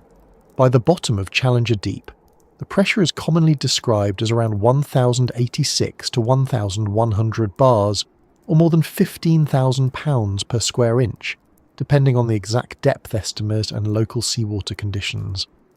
NOAA says pressure there exceeds 1,000 atmospheres, while Britannica describes Challenger Deep as having pressure over 1,000 times that at sea level. Those are all slightly different ways of reporting the same basic reality. The bottom of the Mariana Trench is under pressure so severe that the usual human relationship with materials breaks down. Metal, glass, seals, electronics, and human bodies all have to be considered in a completely different way. It helps to translate that into something more tactile, though even tactile comparisons start to lose their grip down here. NOAA has long used a memorable image for deep ocean pressure. At the deepest point of the ocean, the pressure would feel like the weight of 50 jumbo jets pressing down on a person. It is one of those comparisons that sounds almost too dramatic to be useful, yet it is useful precisely because raw atmospheres and bars rarely settle into the imagination by themselves. The point is not the exact aircraft count as a strict engineering equation for a human-sized footprint. The point is that the load is crushing on a scale ordinary experience cannot supply. And crushing is not just a colourful word here, it is mechanically accurate. Pressure acts in all directions in a fluid. That is one reason deep water is so unforgiving. This is not a matter of something heavy simply sitting on top of you like a stack of books or a piano that took a wrong turn in life. Water pressure surrounds. It pushes inward from every side. A structure designed for the deep ocean must withstand that inward force, continuously across its entire exterior. Weak points matter. Small imperfections matter. Tiny failures become catastrophic. The sea does not bargain on these terms. Either the vehicle holds or it does not. This also explains why going deep in the ocean is not just a more ambitious version of ordinary diving. Recreational divers deal with pressure changes, of course, and professional deep divers operate under very demanding conditions. But the Mariana Trench belongs to another category entirely. The pressure at 100 meters is already about 11 atmospheres. At 1,000 meters it is about 101 atmospheres. By 10,000 meters it exceeds 1,000 atmospheres. The increase is linear with depth, which sounds civilized until the total becomes so large that linearity offers no comfort at all. Each new kilometre adds another 100 atmospheres or so. the trench is not content with being somewhat harder than shallow water. It keeps adding more force for kilometre after kilometre. There is a revealing detail in how deep submergence vehicles are built. Crew compartments intended for extreme depths are often spherical, because a sphere distributes external pressure more evenly than many other shapes. That is not a design flourish, it is a concession to physics. The bathyscaphe Trieste, which carried Don Walsh and Jacques Piccard to Challenger Deep in 1960, used a pressure sphere made of steel to protect the crew. The US, Naval History and Heritage Command and Britannica both describe Trieste's historic descent and the steel pressure sphere that made human occupancy possible at those depths. When the shape of your cabin is being dictated by the fact that the ocean would otherwise crush it, you have moved well beyond ordinary transport design. Trieste's dive is especially helpful to think about here, because it connects the raw idea of pressure to a real human encounter. On January 23, 1960, Walsh and Piccard descended to Challenger Deep in the bathyscaphe Trieste, becoming the first people to reach the deepest known part of the ocean. Britannica records that descent, and the Naval History and Heritage Command describes how the pressure sphere protected the crew during the long trip down. This was not a matter of people simply going somewhere remote. It was people placing themselves inside a carefully engineered shell and trusting that shell against one of the harshest pressure environments on Earth.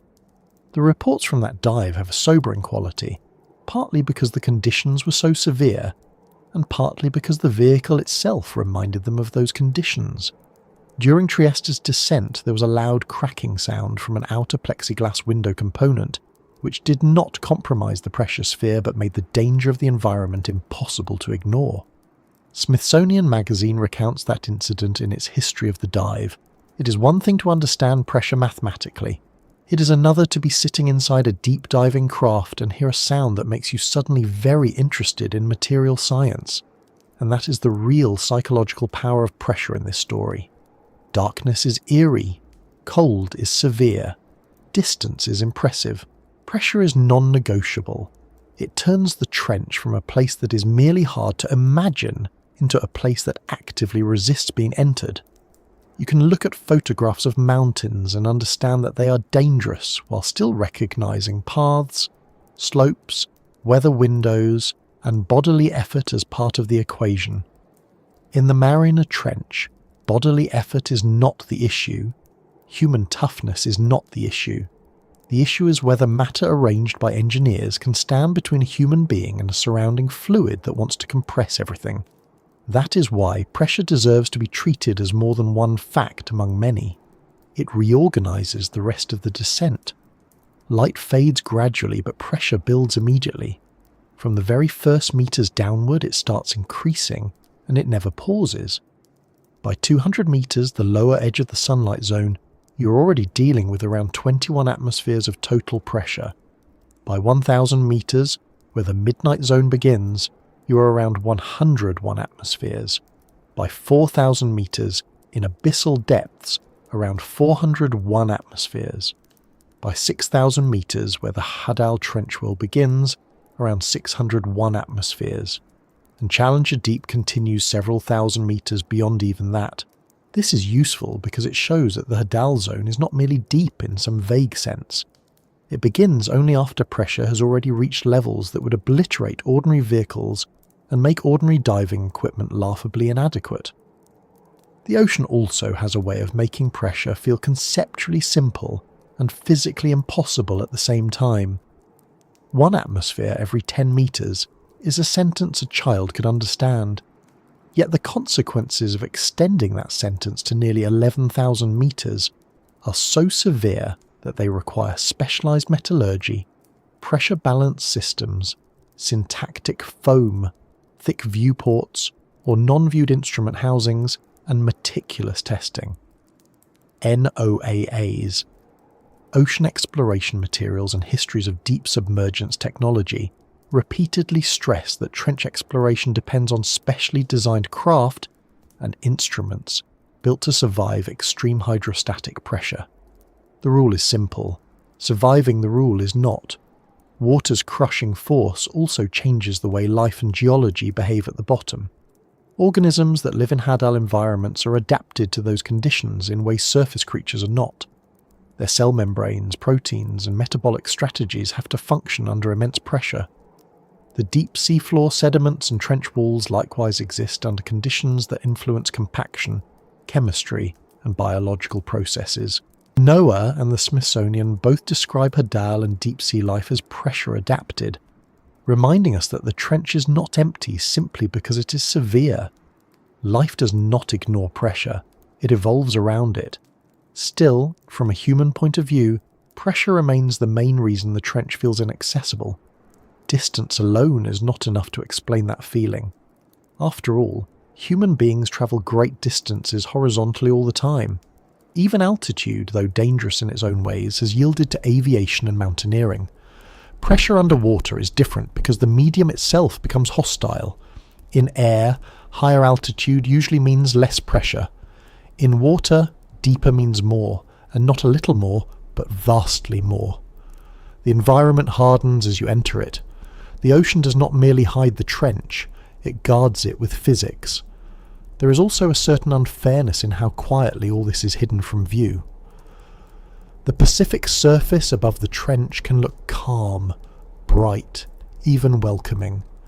It does not visually signal that nearly 11 kilometres below, the hydrostatic pressure is over 1,000 atmospheres.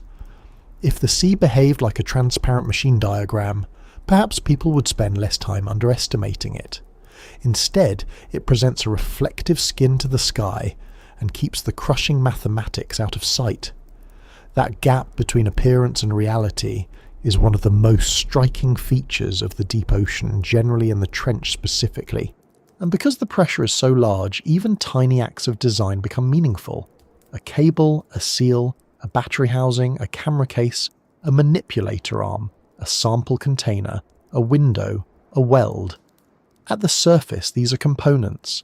At Hadal depth, they are promises that must hold. One weak fitting can end a mission. One flawed material choice can become an expensive lesson, delivered by the ocean with no sympathy at all. The history of deep ocean engineering is full of careful iterations for exactly this reason. NOAA's exploration histories and deep submergence program materials emphasize repeated design testing, material selection, and pressure certification as essential for operations in the deepest sea. It is worth pausing on that because it restores something properly physical to the story. We often talk about extreme environments in broad tones, and the words can become slightly theatrical. Pressure, danger, crushing force. They are accurate, but they can drift if they are not tied back to actual consequence. The actual consequence is that machines must be built differently, missions move cautiously, dives are rare, failures are expensive, and human presence at the bottom of the trench remains exceptional. As of 2026, only a small number of crewed descents have reached Challenger Deep, precisely because it is not a place you can visit routinely with ordinary marine equipment. Britannica records the historical first descent by Trieste, and later descents by James Cameron in 2012, and Victor Vescovo beginning in 2019, which underscores just how uncommon successful crewed visits remain. Even unmanned exploration has to respect the same rule. Remotely operated and autonomous systems do not magically escape pressure just because no person is sitting inside them. Their housings, electronics, buoyancy systems and instruments still need to survive. In some ways, robotic systems are better suited to repeated exploration because they remove direct human risk, but they remain pressure problems first and exploration tools second. NOAA's deep ocean exploration materials emphasize the role of specially designed robotic vehicles for exactly this reason. The trench does not care whether the visitor is human or robotic. It only cares whether the structure can tolerate the load. So when people say the Mariana Trench is deep, part of what they really mean is that it lies beneath an almost unimaginable weight of water. They mean that the column above Challenger Deep is not only long but massive. They mean that every square inch of a submersible at the bottom is being pushed on with enormous force. They mean that the environment is so compressed that human access depends on machines shaped, built, and tested around one stubborn fact. The ocean is heavy, and at nearly 11 kilometers down, its weight becomes one of the most powerful realities a vehicle can face, and once that is clear, another part of the trench becomes easier to understand. The crushing pressure explains why darkness matters differently there, why life must be specialized, why so few people have reached the bottom, and why every image from that depth feels a little improbable. Pressure is the condition behind the condition. It is not the only reason the trench is extreme, but it is the reason nearly every other fact about the trench has to be handled on special terms. The water above is not scenery, it is weight, it is structure, it is the invisible force that turns the deepest place on Earth into a place that can only be visited briefly, carefully, and with a great deal of respect. And once that pressure has pressed its way into the imagination, the next thing to face is what the trench is like after the light has gone for good, because depth is not only heavy, it is also dark in a way surface life is not really built to understand. By the time you have followed the descent through the ocean's layers and felt the pressure building with every kilometre, another fact becomes unavoidable. The trench is not only deep and heavy, it is dark in a very complete way. Sunlight does not reach the deepest parts of the ocean. NOAA states that below about 1,000 metres, the aphotic zone begins, and sunlight no longer penetrates there. Oid describes the bathypelagic, or midnight zone, as extending from about 1,000 to 4,000 metres in perpetual darkness, and NOAA's ocean facts pages note that the Hadal zone, where trenches like the Mariana lie, begins at 6,000 metres and deeper. In other words, long before you reach Challenger Deep, the sun has already stopped mattering as a source of light. That is worth slowing down for, because in everyday life, darkness is usually partial, temporary, or local. A room goes dark because someone switches off a light. A street goes dark because the lamps are sparse. A field at night still has moonlight, starlight, distant headlights, or the faint glow of a town somewhere over the horizon. Even caves often retain a sense that the bright world exists outside, just out of sight. The deep ocean is different. Once you pass below the last usable sunlight, the darkness is not a brief condition that will lift in an hour. It is the normal state of the environment. The water above may still carry day and night at the surface, but deep below, those changes no longer arrive as visible events. This does not happen all at once from the first metre downward. The descent begins in the epipelagic or sunlight zone, where light is still strong enough for photosynthesis, and then moves into the mesopelagic or twilight zone from about 200 to 1,000 metres, where light is dim and greatly reduced. WHOI explains that the twilight zone lies beyond the reach of strong sunlight and is cold, dim, and full of organisms adapted to very low light. NNOAA's jet stream page uses the same broad division, with the epipelagic from 0 to 200 metres and the mesopelagic from 200 to 1,000 metres. So the loss of sunlight is a process first. It weakens, then fades, then disappears. That gradual fading matters because it changes what the ocean is asking from the animals that live there. In the upper ocean, seeing by reflected sunlight is still part of daily life. In the twilight zone, that becomes harder. Many species there have large eyes and other adaptations for dim conditions. The Smithsonian notes that animals in the twilight zone often have large eyes and use strategies such as counter-illumination to cope with low light, while WHOI describes the twilight zone as dim but still active with flashes of bioluminescence. It is a layer where the light is not gone yet, but it is already losing the argument. Then, at roughly 1,000 metres, the last of the natural light from above is extinguished.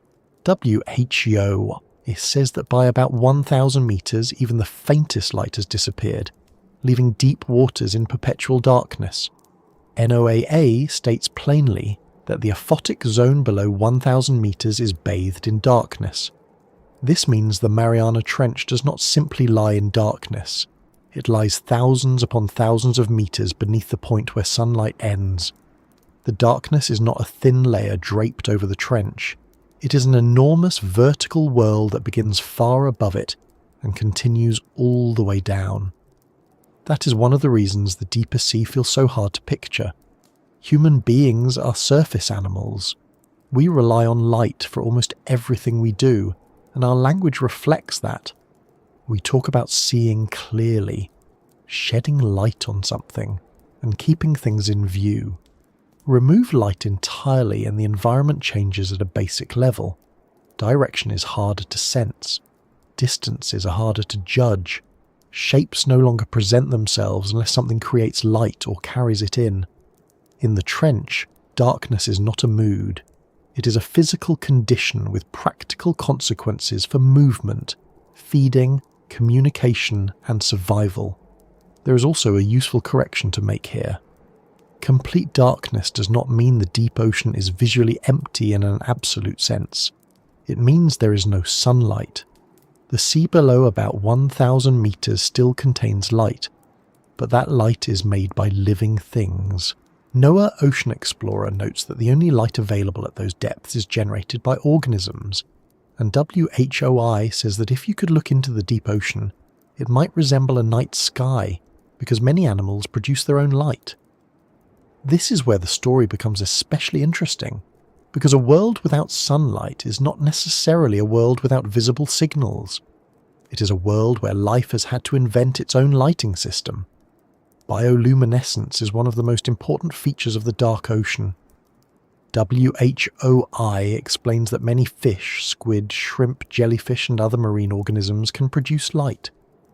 The Smithsonian estimates that 76% of animals living in the deep sea can generate their own light through bioluminescence. NOAA educational materials give a similar figure, saying that more than 75% of animals in the open ocean water column produce light. So while the sun is absent, light itself is still in circulation, just in a very different form. It appears in flashes, glows, signals, lures, warnings and defensive displays created by animals rather than by the sky. That changes the feel of the deep ocean quite a lot. If sunlight reached the trench, even weakly, the environment would still seem linked to the ordinary surface world. But when the only illumination comes from organisms, the whole place starts operating on local terms. Light is no longer a general background condition shared by everything. It becomes selective and purposeful. A small animal glows because it needs to attract prey, confuse a predator, or communicate with its own kind. A flash appears, then disappears. A lure hangs in the dark. A jelly pulses faintly. It is less like daylight and more like scattered signals in a space that otherwise remains black. WHOI and NOAA both describe bioluminescence as a major survival tool in the deep ocean. There is something wonderfully practical about that. Surface creatures get the sun for free. Deep-sea creatures have to make arrangements. Some species carry bacteria that help produce light. Others produce it through chemical reactions in their own tissues. WHOI explains bioluminescence as light generated by a chemical reaction, and NOAA teaching materials describe it as a form of chemiluminescence used by organisms in the dark ocean. The deep sea is full of adaptations that only make sense once you remember how completely sunlight has gone. Large eyes, very sensitive eyes, eyes reduced or lost, transparent bodies, red or black coloration, long feelers, lures, glowing organs. They all belong to a place where illumination is scarce and costly. Colour behaves differently there as well. WHOI notes that red, orange and yellow wavelengths are absorbed quickly as light travels through water, leaving blue light deeper than the rest, though even that disappears by about 1,000 meters. Once sunlight is gone, colour no longer works as it does in the upper ocean.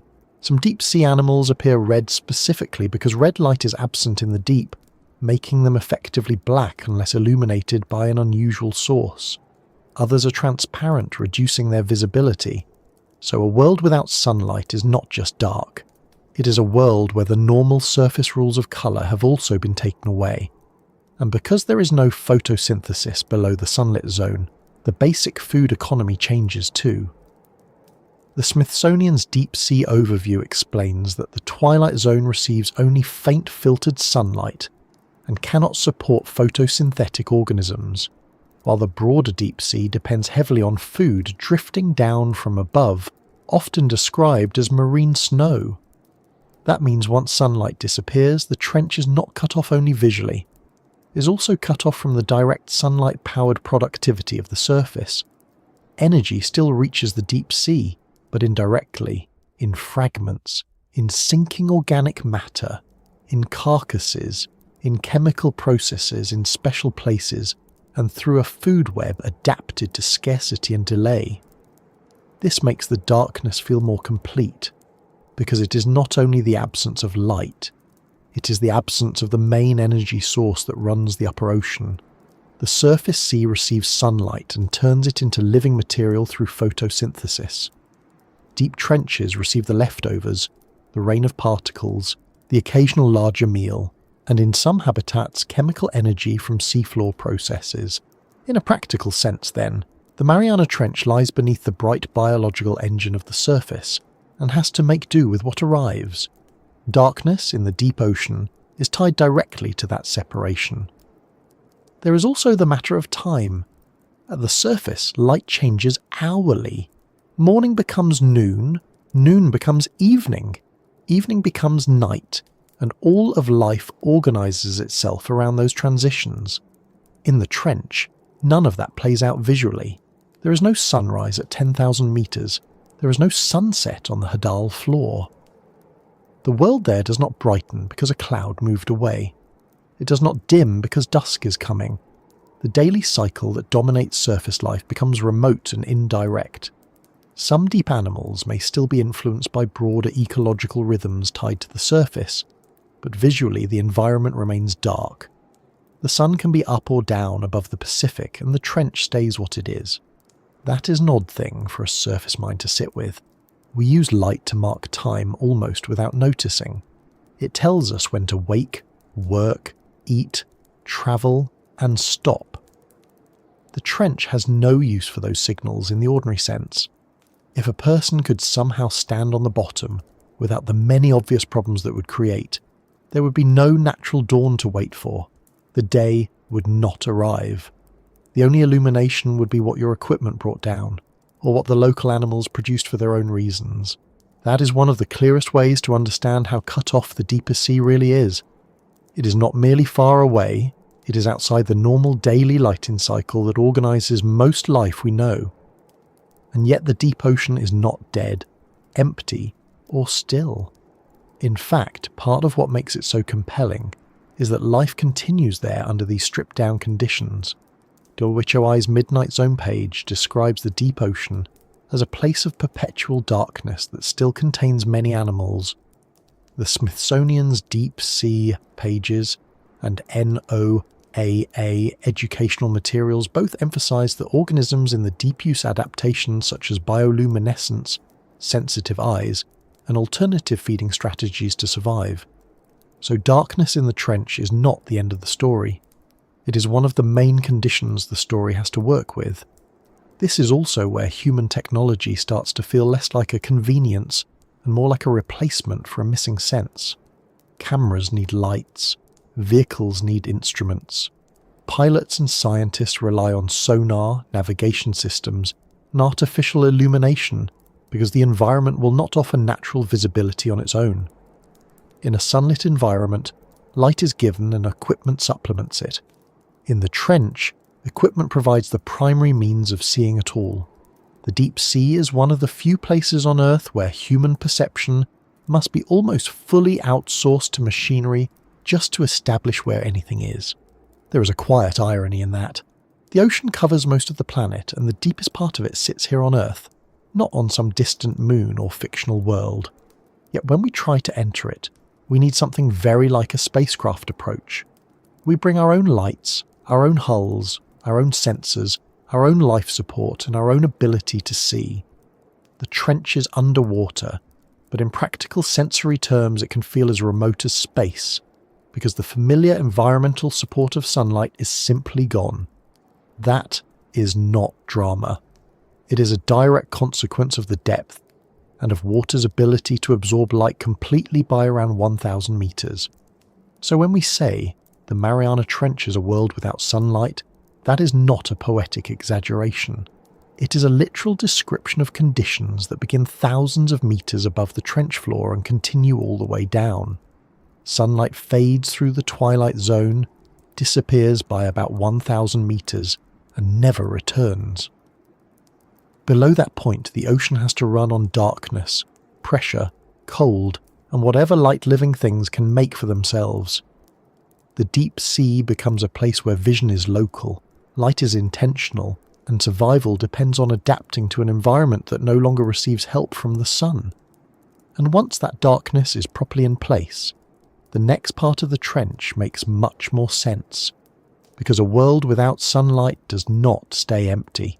It fills with creatures that have solved the problem in their own ways, which is why the deep begins to look less like a blank abyss and more like a very strange neighbourhood where the residents have adjusted to conditions that would make most surface life give up immediately.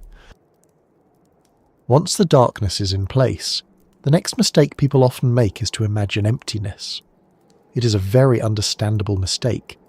No sunlight, near freezing temperatures, and enough pressure to make engineering teams speak in very careful tones do not sound like the ingredients for a busy living world.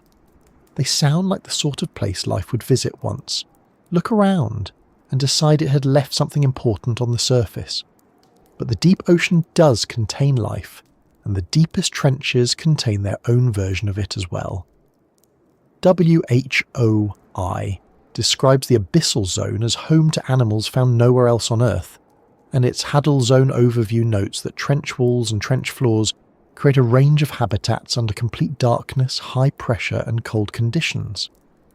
The point is not that the Mariana Trench is crowded in the way a coral reef is crowded. It is that life persists there on its own terms, and those terms are strange mainly because they are so practical. A good place to begin is with the simplest rule of deep sea survival. Pressure is terrible for spaces filled with gas, and much less terrible for bodies that are mostly water. NOAA explains that many deep-sea organisms are less affected by pressure than people imagine precisely because they do not rely on gas-filled spaces like lungs or swim bladders. That one fact quietly explains a great deal. Deep animals tend not to be built like surface animals. They do not need to be fast in the same way, or rigid in the same way, or visually impressive in the same way. Many of them are soft, gelatinous, lightly built, or flattened against the sea floor. Surface people often hear deep sea and immediately picture teeth the size of cutlery and expressions of permanent personal grievance. Those animals exist too, to be fair, but a lot of deep life is shaped less by drama than by the need to function under crushing pressure with limited food. The trench does not reward style points. It rewards designs that do not implode, waste energy, or depend on sunlight that has been gone for thousands of meters. That is one reason the deep sea contains so many animals that look a bit improvised, as if evolution had been given a difficult brief and responded with a long pause followed by, "This will work, and that is what matters." In the abyssal zone, WHOI notes that sunlight does not penetrate. Bioluminescence is common, and the seafloor consists of broad plains broken by trenches, ridges and mounts. The animals there include sea cucumbers, brittle stars, sea stars, crustaceans, worms, fishes, anemones, sponges, and many forms of drifting and crawling invertebrate life. None of them are there by accident. They occupy a giant region of the planet's seafloor where energy is scarce, temperatures are low, and pressure remains immense even before the trenches begin. The Mariana Trench then takes that basic abyssal problem and pushes it farther. So the strange life of the abyss is not a sideshow at the edge of ordinary nature. It is what life looks like when the rules become harsh, and there is no choice but to adapt. One of the most useful things to remember is that trenches are not fed in the same way as the upper ocean, but they are not cut off from food entirely. WHO's ocean trenches explainer notes that organic material drifting down from the sea surface can be funneled to the axis of V-shaped trenches.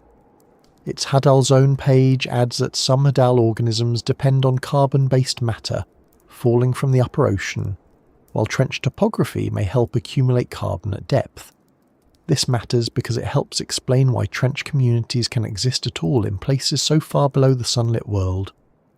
Food arrives late, in fragments, in carcasses, in marine snow, and in whatever sinking material the trench can gather and hold. It is a bit like living at the bottom of a very large, very cold receipt tray for the surface ocean, except the receipts are bits of organic matter, and the consequences are ecological rather than administrative. The point is that the trench floor is not isolated from the rest of the ocean. It is connected to it by a long downward transfer of food. Because food is limited and often arrives unpredictably, scavengers become very important. That brings us to amphipods, which may not sound glamorous until you learn how dominant they can be in the deepest trenches. WHOI's Hades project describes baited camera deployments showing that amphipod numbers increase dramatically with depth, forming dense clouds around bait at around 8,000 metres, and that even at 10,000 metres they remain the most common animals passing the cameras. Another Hades page explains that amphipods can consume almost anything that falls to the seafloor, helping recycle nutrients back into the environment. NOAA's current Mariana Trench management plan also highlights giant shrimp-like amphipods in the trench and notes that Hirondelia gigas can survive on woodfall, with microbes in their guts helping break down tough material. So one of the most characteristic animals of the deepest ocean is not some giant mythic predator, but a crustacean built to arrive quickly, feed efficiently, and make use of whatever the deep sea sends down. That is much more sensible, even if it is less flattering for cinema. The deeper fish go, the more unusual they become, and eventually fish seem to reach a hard biological limit. NOAA's January 2026 Deep Ocean Fact page says, the deepest confirmed fish sighting is a snailfish filmed at 8,336 metres, and it notes that fish likely do not live much deeper than about 8,400 metres because of the extreme pressure. Smithsonian's Deep Sea Overview adds that the Mariana snailfish, Pseudoliparus swirrae, was officially described from around 27,000 feet in the Mariana Trench and lacks scales, has large teeth, and does not bioluminesce. WHOI's Hades project also reported that snailfish were seen just short of 8,000 metres, while deeper baited footage was dominated instead by amphipods. That pattern is wonderfully revealing. Fish can make it astonishingly deep, but not all the way down. Somewhere in the Hadal range, vertebrate life seems to give way to invertebrates better suited to even greater pressure. The trench is not one uniform animal zone. It has boundaries, and one of the most striking is the depth at which fish begin to disappear, while amphipods continue their work with very little ceremony. Snailfish themselves are a good example of how strange deep life can become without turning into fantasy. They are not sleek, muscular hunters in the surface ocean sense. NOAA's current overview of the deepest living fish describes deep-sea snailfish as small-eyed, scaleless fish with soft bodies, and WHOI's HADES material discusses the chemical challenge fish face at extreme depth, especially the need for compounds such as TMAO to stabilize proteins under pressure. That same WHOI page notes that this chemistry may impose a depth limit for fish around 8,500 metres. So the odd look of Hadal snailfish is not decorative. Their soft tissues, reduced bony structures, lack of gas-filled swim bladders, and pressure-related chemistry all reflect the fact that a trench fish is not trying to be impressive. It is trying to remain alive in a place where ordinary fish design stops working. If a shallow water fish were dragged down there, it would not become heroic. It would become a very quick lesson in why specialisation matters. Not all trench life is mobile in the way people expect. Some of the strangest residents are xenophyrophores, giant single-celled protists that NOAA identifies as characteristic of the Mariana Trench. The 2024 management plan for the monument specifically notes large single-celled amoebas called xenophyophores living there alongside giant sea cucumbers and amphipods. And NOAA's image collection describes xenophyophores as benthic particulate feeders that sift through sediment on the seafloor. That means one of the emblematic organisms of the world's deepest trench is not even a many-celled animal in the ordinary sense, but a giant single-celled life form. This is the sort of fact the deep sea offers with absolutely no concern for our desire to keep biology neat. We like to assume that large and complicated go together. The trench calmly replies that a single cell can still become enormous, settle on the bottom, collect fine material, and become part of the habitat for smaller creatures. Strange life in the abyss is often strange because it ignores the categories that seem obvious at the surface. Sea cucumbers are another excellent reminder that the deep sea has its own taste and success. They are not usually the stars of people's ocean fantasies, which is unfortunate because the trench seems to have made substantial room for them. NOAA's trench documents note giant sea cucumbers among the characteristic life of the Mariana region, and older monument materials state that sea cucumbers dominate the trench's biological communities. NOAA's broader Wild and Bizarre Marine Life page also highlights pelagic sea cucumbers that spend their entire lives in the water column rather than on the seafloor. Taken together, those sources show something important. Deep-sea holothurians are not one minor sideline. They are a major part of the living system, whether crawling, drifting, or feeding over soft sediment. This is very much the kind of ecological outcome the ocean likes to produce. At the surface, people celebrate dolphins. At the bottom of the trench, a soft-bodied echinoderm ambles through the sediment with no interest at all in branding. There are also jellies, worms, cusk eels, isopods, anemones, brittle stars, sponges, and many animals that appear only briefly in footage before slipping out of the light. Smithsonian notes that jellies have even been found at the bottom of the Mariana Trench, and NOAA's Oceanos work in the Marianas reported low abundance but high diversity in the Abyssal and Hadal transition zone, including holothurians, polychaete worms, acorn worms, long-legged isopods, sea stars, sponges, anemones, and fishes. That combination is important. The deep trench is not a packed crowd, but neither is it biologically blank. It is patchy, selective, and varied. You can have a place where there are not many individuals in view, and still have a surprising number of different body plans and survival strategies represented. That is often how deep ecosystems work. They are less about visual abundance at every moment, and more about highly specialised organisms occupying a difficult environment with remarkable precision. Bioluminescence continues to matter in much of the deep sea, though not always in the same way all the way down. WHO. I explains that many deep sea animals produce light through chemical reactions, and NOAA notes that in the deep ocean, the only light available is often produced by organisms themselves. But not every Hadal species glows. Smithsonian specifically points out that the Mariana snailfish does not bioluminesce, which is a useful correction because people often assume every deep-sea organism comes fitted with its own eerie lantern. Many do not. Some rely on touch, scent, chemical cues, scavenging, and simple efficiency rather than on visual signalling.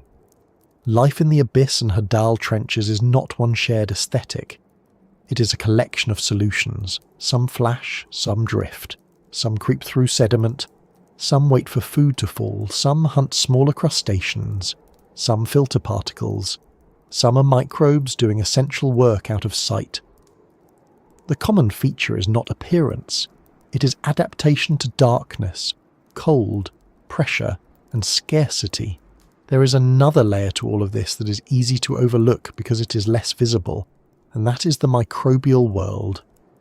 Smithsonian's overview of marine microbes notes that ocean microbes include bacteria, archaea, fungi, viruses, and protists, and that they make up the great majority of ocean biomass by weight. WHOI's Hadal Zone page notes that some trench organisms depend on chemical energy from seafloor seeps, while other deep communities rely on carbon from above. Even when our cameras focus on amphipods or snailfish, a large part of the real biological action is microbial, in sediments, on carcasses, inside digestive systems, and around chemical gradients in the seafloor. That is another reason the deep ocean resists easy storytelling. We like animals large enough to film. The trench also depends on organisms too small to star in their own dramatic reveal, but without them the recycling of nutrients and the functioning of the ecosystem would be very different. The strange life of the abyss is partly strange because so much of it is hidden twice, once by depth and again by size. And, rather depressingly, even this deep life does not entirely escape us. Smithsonian notes plastic debris has been found at the bottom of the Mariana Trench, and its marine plastics page says a 2017 study found that between 50 and 100% of animals sampled from the deepest ocean sites, including Challenger Deep, had plastic in their stomachs. It is hard to improve on the unpleasant efficiency of that fact. Human material has reached a place very few humans ever will, and not in a noble or useful way. The trench is remote, but remoteness is not the same as protection. Life down there is highly adapted to pressure and darkness, but it is not adapted to a world in which synthetic fibres and plastic fragments drift into food webs that evolved without them. The deep ocean can take astonishing natural extremes in stride. It is much less well served by our rubbish arriving uninvited, so the life of the abyss, and especially the life of the trenches, turns out not to be empty, not monstrous in the childish sense, and not random. It is built around gravity, drifting food, soft tissues, specialised chemistry, and bodies designed for pressure instead of spectacle. Amphipods strip bait and recycle what falls. Snailfish approach the depth limit for vertebrate life. Xenophyophores sit on the bottom as giant, single-celled engineers of their own small patch of habitat. Sea cucumbers move through sediment and dominate communities that most of the world never sees. Jellies, worms, microbes, and other invertebrates fill in the rest, each one solving the same problem in a slightly different way. How to stay alive where the sun is absent, the water is cold, and the pressure never relents. And once you spend time with those animals, watching how closely their lives are tied to mud, sediment, particles, carcasses, and the trench floor itself, it becomes very natural to look more carefully at the ground under them, because the creatures of the deep make much more sense when you understand what that bottom is actually made of and why it takes the shape it does. A lot of people picture the deepest seafloor as bare rock, all black cliffs and jagged ledges, as if the bottom of the Mariana Trench were a giant stone cavity, with nothing on it except danger and perhaps the remains of a very expensive scientific instrument. It is a reasonable guess, but it is not quite right. When researchers sampled Challenger Deep with the unmanned submersible Kaiko, they reported that at the bottom of the trench, brown soft sediment was widespread and no rock was observed. That is one of the most useful corrections you can make to the mental image straight away. The deepest known seafloor on Earth is not simply an exposed rock floor. At least in the bottom axis areas that have been sampled directly, it is covered by soft mud-like sediment. That changes the whole scene. Instead of picturing a neat stone bottom, it is better to picture a steep-walled trench whose lowest basins collect fine material over very long periods of time. Britannica describes Challenger Deep not as one tidy point, but as a series of 3 seafloor basins at the bottom of a steep-walled submarine valley. Basins collect. That is what basins do. So when you combine that shape with almost 11 kilometres of water overhead, plus gravity, currents, and material constantly drifting down or sliding in, the idea of a soft sediment floor starts making much more sense. The deepest place on Earth is not just deep. It is also a trap for whatever the ocean and the trench walls send downward. WHOI puts this very neatly when it describes trenches as steep. V-shaped depressions formed where one tectonic plate is pushed beneath another. That shape matters because it does not just create depth, it also channels material. WHOI's Hades program notes that the V-shaped topography along trench axes funnels resources, including surface-derived organic carbon, downward, and a broader review of deep-sea trenches describes them as giant sedimentation tanks that accumulate particles from the surface waters as well as material transported from adjoining seafloor sections. So the floor of the trench is not made only of whatever happens to sit there permanently. It is made layer by layer from what the surrounding ocean keeps delivering to it. Some of that material falls from far above. WHOI's HADES work explains that one of the most reliable food sources in deep trenches is the steady rain of organic material from above, mostly plankton remains, dead organisms and fecal matter. The US Fish and Wildlife Service also describes the floor at such depth as a kind of biogenous pelagic sediment, or biogenic ooze, made from the shells and frustules of microscopic plankton.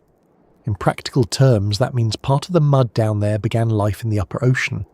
Tiny organisms lived in sunlit water, died or were eaten, and pieces of them spent a very long time sinking until they became part of the trench floor. It is not glamorous, but it is real. A surprising amount of the deepest seafloor begins as extremely small life drifting in bright water thousands of meters above. But the trench floor is not built only from that slow snowfall of organic debris. It also receives material from the sides. A 2022 study of Challenger deep slope and bottom axis sediments notes that the area experiences frequent shallow earthquakes that are likely to trigger gravity flows of sedimentary and volcanic material from adjacent margins into the Hadal zone. The same study says the V-shaped trench collects significant amounts of particular organic matter from both the upper water column and the surrounding abyssal seafloor. That means the bottom of Challenger Deep is not just collecting a gentle rain from the surface, it is also collecting slides, slumps, and transported material from nearby slopes when the region shakes. So the mud at the bottom is not one simple ingredient, it is a mix. Some of it drifts down quietly, some of it arrives in sudden downhill movements, some of it is biologically derived, some of it is mineral and volcanic. That mixed origin is one reason the deepest floor is so interesting to geologists and biologists alike. Sediment at the bottom of the trench is not just dirt in the casual sense, it is a record. It holds evidence of what was happening in the surface ocean, what was eroding or collapsing on the trench walls, and what the surrounding tectonic setting was supplying over time. Trenches preserve these inputs unusually well because their shape concentrates material.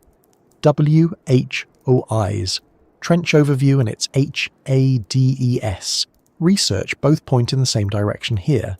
Trench geometry helps move and retain carbon-rich and sediment-rich material at the bottom. So when scientists sample trench mud, they are not merely collecting soupy ground from a hard-to-reach place. They are sampling a very deep archive built from biology, gravity and tectonics all at once. Still, the soft sediment is only the top layer of the story. If you kept going downward conceptually, beneath the mud and trench fill, you would reach the rock foundation of the ocean itself.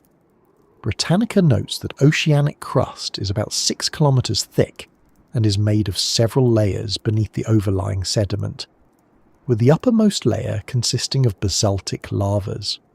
That means the true structural floor under the sediment is not mud forever. Underneath lies basaltic oceanic crust, the kind formed at seafloor spreading centres and later carried across the ocean basin. In the Mariana region, that crust belongs to the Pacific Plate, which eventually reaches the trench and begins bending downward into subduction. So the seafloor there has a soft top and a hard base, sediment above, basaltic crust below. That is one of the most useful ways to picture it. The trench floor is not a single material, it is layered.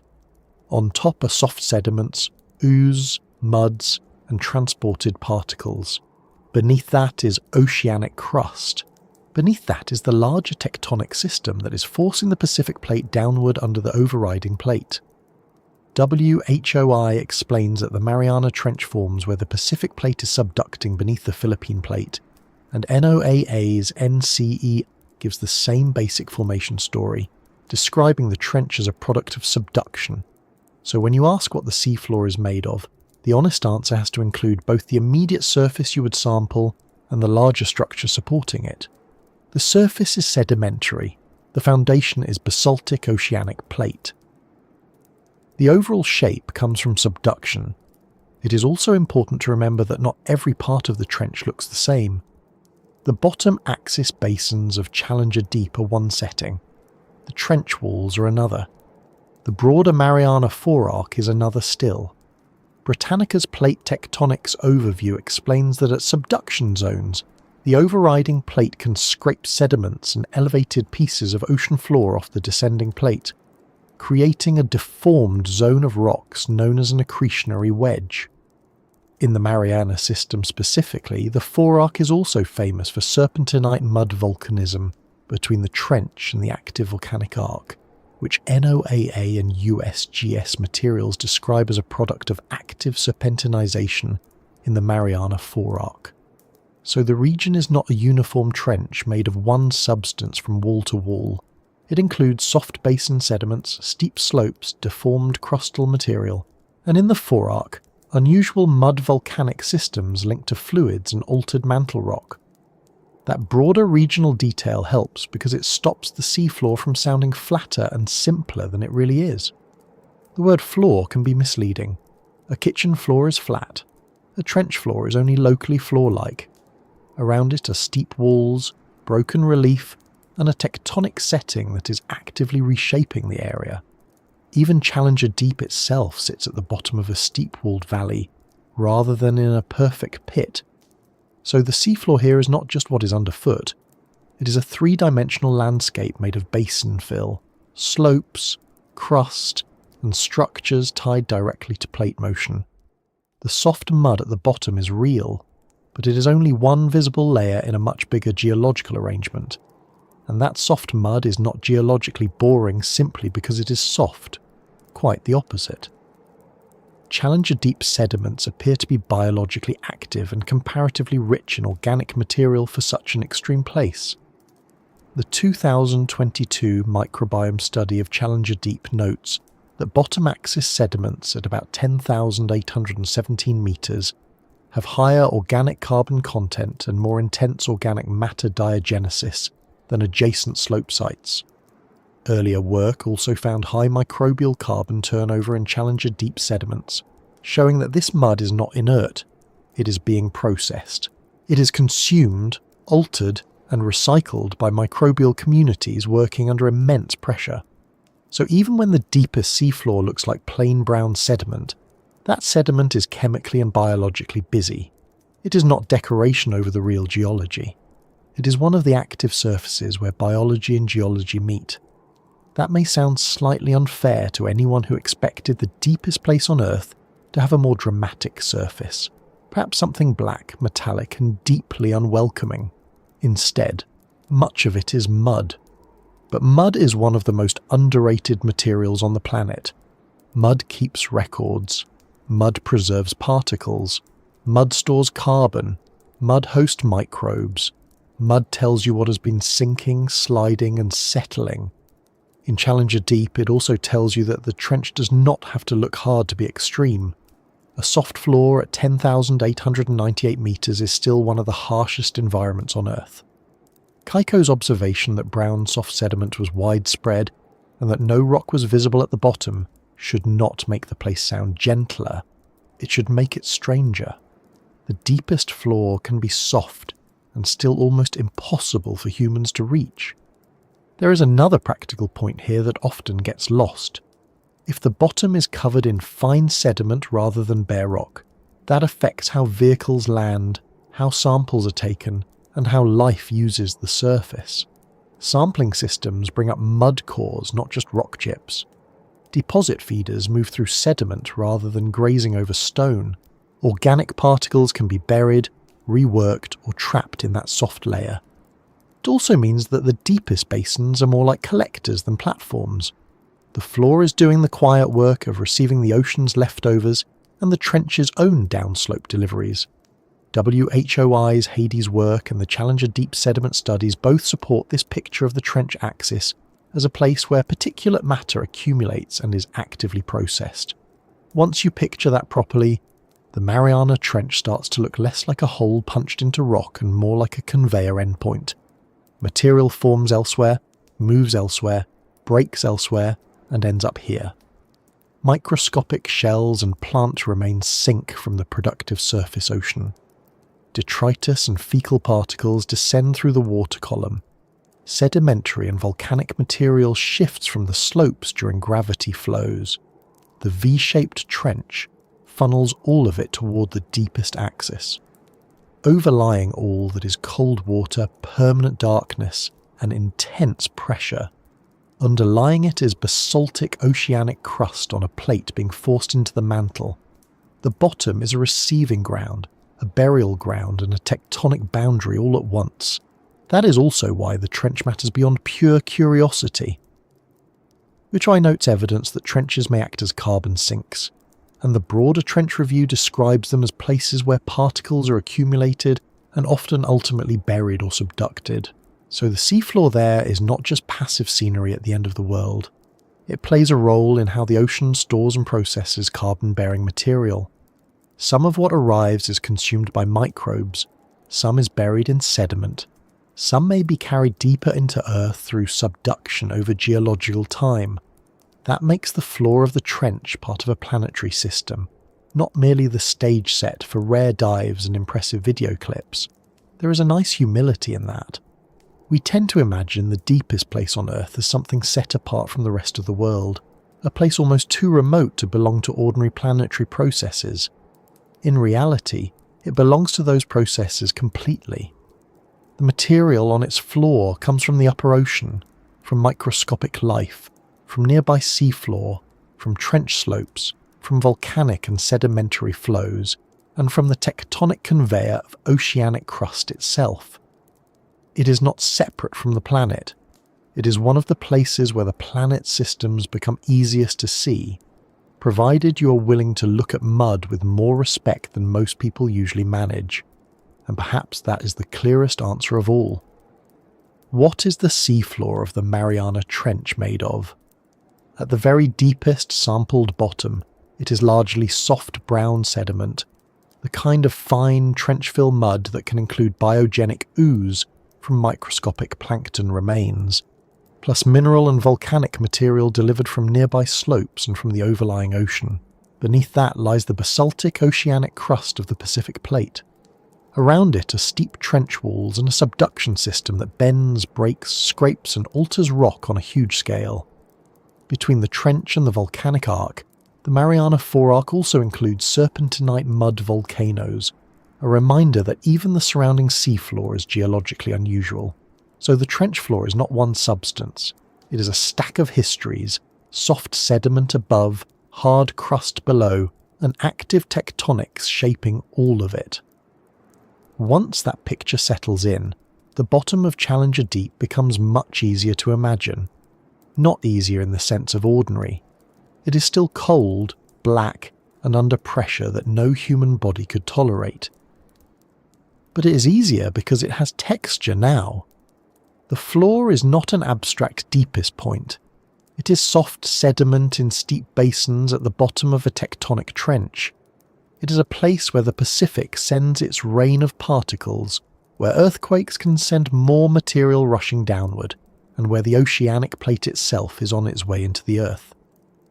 And when the ground at the bottom is understood that way, as an actual place rather than a number, it becomes much clearer why reaching it has always been so rare, because no one goes down there just to touch a statistic. They go down to touch that floor, that mud, that basin, that very real bottom, and that is where the human story comes back into view. For all the talk human beings like to do about exploration, the list of people who have actually reached the bottom of Challenger Deep has remained startlingly small. Esri wrote in 2022 that only 22 people had visited Challenger Deep, and before the limiting factor began diving there in 2019, Only 2 earlier human-piloted expeditions had ever made it to those depths at all. That is a useful way to frame this part of the story. The deepest place on Earth is not crowded. It is not routine. It is not somewhere people have learned to visit in the way they have learned to summit major mountains or orbit the planet. Even now, with modern engineering, electronics, mapping systems, and decades of oceanographic knowledge behind us, the club remains tiny enough to feel almost old-fashioned, like a society with very strict membership requirements and absolutely dreadful parking. That rarity becomes even clearer when you look at the timeline. The first people to reach Challenger Deep were Jacques Piccard and US Navy Lieutenant Don Walsh on January 23, 1960, descending in the bathyscaphe Trieste. Naval History and Heritage Command commemorates that dive as the first human journey to the bottom of the Mariana Trench, and Britannica notes that the descent reached about 10,916 metres. NOAA's historical ocean facts material adds that the trip down took 4 hours and 48 minutes, and the return took 3 hours and 17 minutes. The point is not only that they got there first, it is that they did it in 1960, with a pressure sphere, ballast systems, and an engineering philosophy that had to stand against more than 1,000 atmospheres of pressure in a place no human had ever visited before. That is not a casual outing. That is a very small machine carrying 2 people into conditions that did not care whether the idea was brave or foolish. There is something almost difficult to believe about how long that first achievement stood nearly alone. After Piccard and Walsh touched bottom in 1960, the next person to go there did not arrive until more than 50 years later. Britannica states that James Cameron reached Challenger Deep on March 26, 2012 in the Deep Sea Challenger, establishing a new world record for a solo descent. National Geographic reported that his descent took roughly 2.5 hours, and that he spent about 3 hours conducting the first manned scientific exploration there since Trieste. So for more than half a century, the deepest point in the ocean had exactly 3 human visitors in total: Walsh, Piccard, and then Cameron. That is the sort of timeline that quietly restores perspective. Whole generations came and went while the bottom of the trench remained almost untouched by direct human presence. That long gap tells you a great deal about why so few people have reached the bottom. The problem is not a lack of interest. Human beings are extremely interested in going where they should probably sit down and think first. The problem is everything else. A full ocean depth submersible has to survive pressures around 16,000 pounds per square inch, provide life support in a sphere barely large enough for its occupants, navigate in total darkness, descend for hours, work on the seafloor, and then come back up again without any part of the system making a poor decision on the team's behalf. Esri's 2024 sample pages on the limiting factor describe the sub as operating for round trips that often take at least 10 hours, and note that at full depth, the outside pressure is around 16,000 pounds per square inch. It also notes the practical indignities of such a dive, including fasting because there is no latrine aboard. It is quite comforting in a way that even at the edge of human exploration, the body remains determined to introduce logistical concerns. The real shift came in 2019 with the DSV limiting factor, the 2-person submersible built for repeated full ocean depth dives. EOS announced in May 2019 that Victor Vescovo completed multiple dives to the bottom of Challenger Deep in a single week, something neither Trieste nor Deep Sea Challenger had done. Guinness notes that Vescovo's descents in 2019 set a record for the deepest dive by a crewed vessel, while Esri's later material says that by July 2022, the limiting factor was beginning its 19th human dive to Challenger Deep.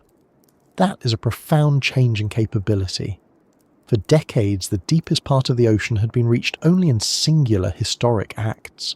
With the limiting factor, Challenger Deep stopped being only a one-off heroic destination and started becoming, very slowly and carefully, a place that could be revisited. Not often, not easily, but repeatedly enough for science, mapping and direct observation to begin accumulating in a new way. Victor Vescovo sits at the centre of that newer era because no one else has gone there so many times. Guinness states that he completed 15 descents to Challenger Deep between April 28th, 2019 and July 12th, 2022, which remains the record for most visits by an individual.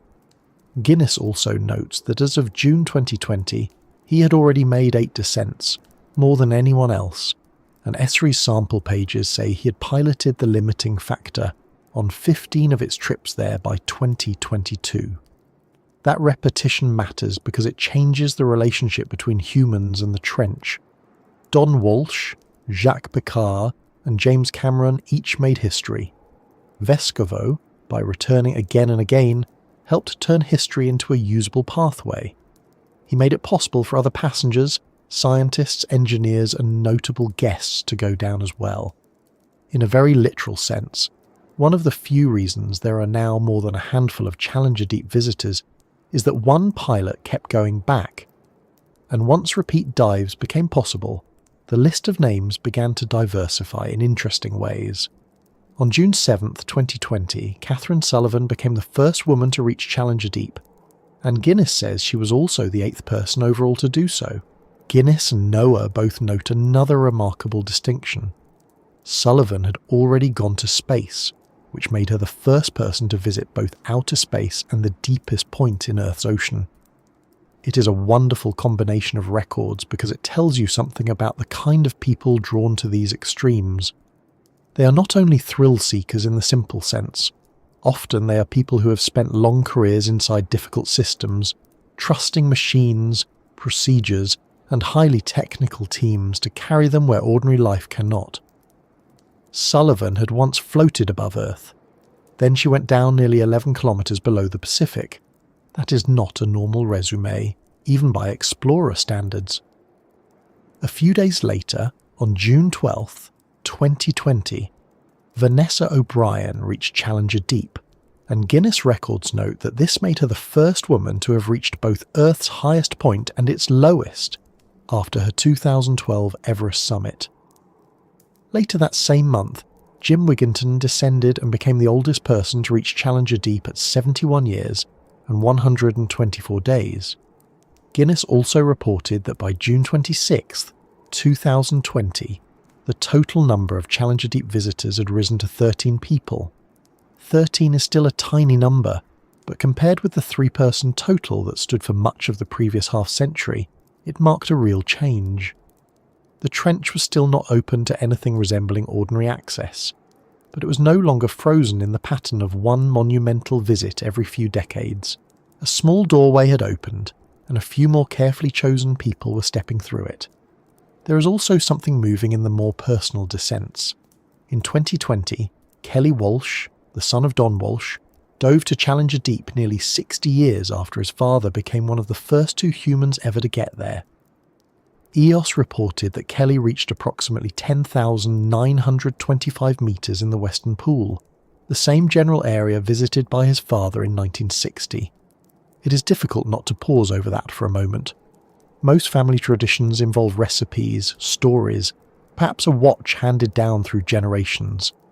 This family produced a father who helped open the deepest place on Earth to human presence, and a son who later returned to that same depth. One does not often encounter a family business with more pressure involved. Then, there are the dives that expand the meaning of who gets to belong in this story. On July 12th, 2022, Dawn Wright descended with Victor Vescovo, and Esri states that she became the first black person to reach Challenger Deep, and the 5th woman to do so. Esri's sample pages also note that Nicole Yamasi became the first Pacific Islander to make the descent, and one of Esri's photo essays refers to her as the first Micronesian to Challenger Deep. These details matter because for a long time, deep ocean exploration was narrated almost entirely through a narrow set of military, engineering, or wealthy adventurer histories. Those histories are real, but they are not the only way to tell the story anymore. As more people from different scientific, cultural, and geographic backgrounds go down, the deepest place on Earth starts to belong a little more fully to the whole planet, rather than to a single old tradition of exploration. It is tempting when listing names to make the whole thing sound like a parade of records. First this, oldest that, most dives by him, highest and lowest by her. The records are real, and some of them are genuinely delightful in their own slightly obsessive way. Guinness notes, for example, that Hamish Harding and Victor Vescovo set records in 2021 for the longest duration at full ocean depth, and the farthest distance traversed along the seafloor of Challenger Deep, spending 4 hours and 15 minutes there and travelling 4.634 kilometres across the bottom. But underneath all the records is something more basic. Every one of these people agreed to enter a tiny sphere or cramped pressure compartment, seal themselves in, and spend hours descending through darkness toward a place where immediate rescue is not a meaningful concept. The records make nice headlines. The experience itself is slower, smaller, and much more intimate. 2 people in a machine, a hull between them and physics, a very long trip down. That intimacy is easy to forget because the numbers are so large. Nearly 11 kilometres of water, more than 1,000 atmospheres of pressure, 4 hours down, 4 hours back. Yet inside the sub, the experience is described in almost domestic terms. Esri's account of Dawn Wright's dive talks about laptops, planning maps, instrument checks, awkward seating, and the practical reality that the occupants are enclosed for 10 hours without a toilet. It also notes that the pressure outside is imperceptible to them inside the sphere, which is perhaps the most astonishing detail of all. The ocean is trying to crush the vehicle with immense force, and inside 2 people are discussing sonar, looking at readouts, and managing snacks with the seriousness of people on a very demanding road trip. Exploration often sounds heroic from a distance. Up close, it is usually a great deal of procedure, patience, and trying not to knock your elbow into something important. And perhaps that is exactly why the number of visitors has remained so small. Getting to Challenger Deep does not just require courage. Courage is cheap language if it is not attached to systems. It requires a certified vehicle, expert pilots, engineering redundancies, a support ship, weather windows, launch and recovery teams, navigation, communications, funding, and the willingness to spend long hours in a confined space for a destination that, on arrival, will still be totally dark and under crushing pressure. Esri's material notes that the limiting factor was built and certified to the highest industry standards, and its 2024 sample pages contrast that seriousness with the 2023 Titan disaster near the Titanic, underscoring just how unforgiving deep ocean pressure remains. In other words, the few people who have reached the bottom are few not because the world lacks adventurous personalities, but because the ocean continues to insist on competence first. There is another reason the list is so short, and it is one that makes the trench feel more like space than like a mountain. Going to Everest, however difficult and dangerous, still allows for camps, teams on the slope, fixed ropes, and a geography human beings can inhabit for at least short periods. Challenger Deep does not permit that sort of layered presence. There is no camp at 9,000 metres where a team can rest and boil water while discussing whether the weather looks better tomorrow. There is only the vehicle and the water. Once the hatch is sealed, the dive is one continuous act. You descend, you arrive, you work if you can, you come back. That makes every human visit feel singular, even now that repeat descents are possible. The trench has become somewhat more accessible than it was in 1960, but it has not become social. I think that is why the names matter so much. Don Walsh and Jacques Picard did not just make the first dive. They established that humans could survive the descent. James Cameron proved that a solo visit with a modern specialised submersible could be done and turn the moment into a widely seen act of scientific and cultural attention. Victor Vescovo and the limiting factor team changed the tempo by proving that full ocean depth visits could be repeated. Catherine Sullivan, Vanessa O'Brien, Jim Wigginton, Kelly Walsh, Hamish Harding, Dawn Wright, Nicole Yamasi and others gave the list more shape, more humanity, and more variety. The history of Challenger Deep is still short enough that every new descent changes the story in a visible way. That is a very unusual thing to be able to say in the 21st century. There are not many places left on Earth where one additional visitor still noticeably alters the whole record, and even with all of that progress, the list remains small enough to feel fragile. Esri's 2022 reporting still put the total at only 22 visitors. That is not a bustling stream of humanity.